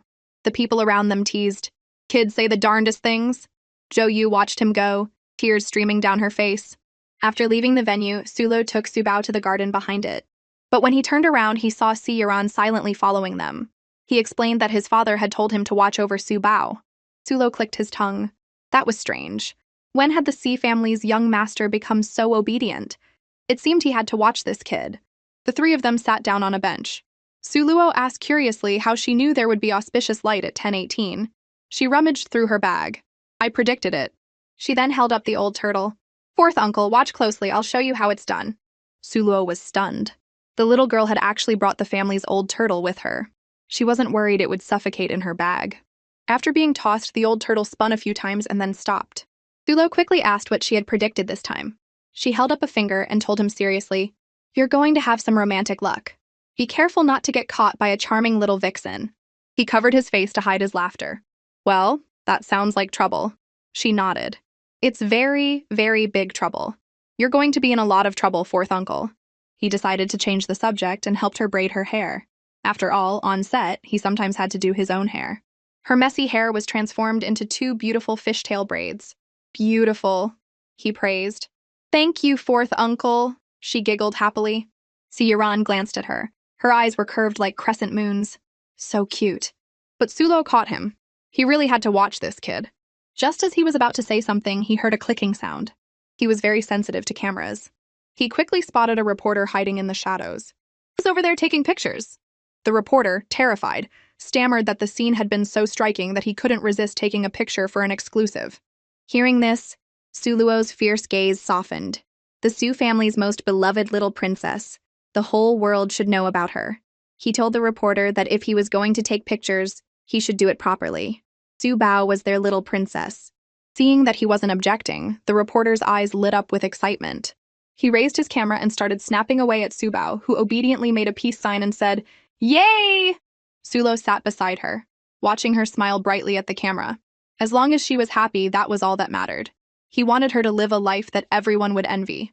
Just then, the sound of high heels approached. "Mr. Su?" Sulo glanced at her, his heart sinking. Could she be the romance Subao had just predicted? Jo-yu, of course, saw the reporter and deliberately stepped into the shot. She apologized to Suluo, saying she had misspoken earlier. The reporter, although not sure what was going on, sensed that a photo of them together would be the talk of the town for the next week. "Do you dislike me because of my voice, Mr. Su? But this is really my natural voice. If you don't like it, I'll start vocal training today." Sulo just let out a cold laugh. Subao, not understanding, asked Si-yeon, "Is this what you call haunting?" He nodded. "Auntie, you're really haunting," she said to Jo-yu, using her newly learned phrase. Chu-yu never expected her to just say it out loud. In truth, she knew she was disliked, but she was desperate for the publicity. The time, place, and people were all perfect. Once the photos were released, she would definitely become famous. But the next second, she heard Suluo warn the reporter coldly, "If a single photo from today is published, you can imagine what will happen to the rest." The reporter felt a chill run down his spine. But he wanted to try and negotiate. Could he just publish the photos of Miss Subao? This time, Suluo smiled warmly. "That's fine." The reporter immediately understood and looked at Jo-yu strangely. Sulo had no desire to stay any longer. He picked up Subao and at the same time ruffled Si-yeon's hair, leading them away. "Little brother, your hair looks like a bird's nest." Subao giggled. Si-yeon was speechless. The reporter quickly captured the moment.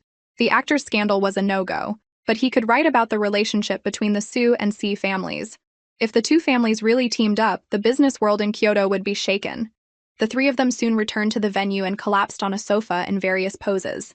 Su Bao even added some drama, talking to her little tummy about how her fourth uncle wasn't giving her anything to eat or drink, how pitiful she was. Su Luo glanced at her. She was quite the little actress.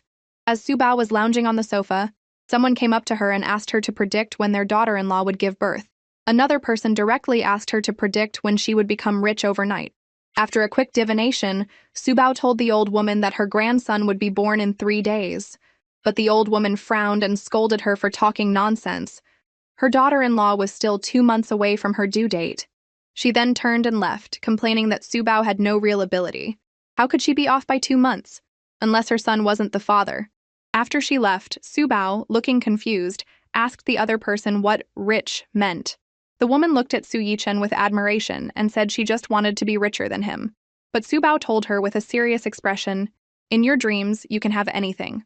Unsurprisingly, the woman had the same reaction as the old woman and was very unhappy with their prediction.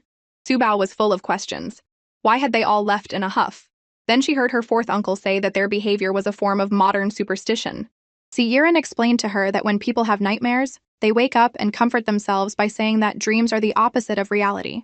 If they have a good dream, they think they'll have good luck. A twitching left eye means wealth, while a twitching right eye means disaster. Things like that were called modern superstition. After he finished, he realized she was staring at him. Then he heard her praise him for being so amazing that this was the most he had ever spoken. He shyly turned his head. He had thought she was praising him for knowing so much. Su Luo watched the two little ones with a half smile. After the ceremony was over, Su Bao, full from all the food, fell asleep in Su Luo's arms. The three of them stood at the entrance of the venue, watching the Su family's car drive away. Si Yiran thought to himself that the next time they met, he would bring her 2 candies. 2 because she liked them, but not one more because he was worried about her getting cavities. After seeing Sia's car leave, Tang Tiantian, the owner of Tang Dynasty Grandeur, finally relaxed. He had heard today that Su Bao had saved Si Yiran. He wondered if Su Bao could cure his own mother's illness. As he walked, he instructed his assistant that from now on, whenever Miss Su came, they didn't need to report it. They should just invite the best pastry chef in the city to make cakes on the spot. Then he thought, they should just write down all the flavors Su Bao didn't like, and all the things she did like in the employee handbook. The assistant wondered if he was serious.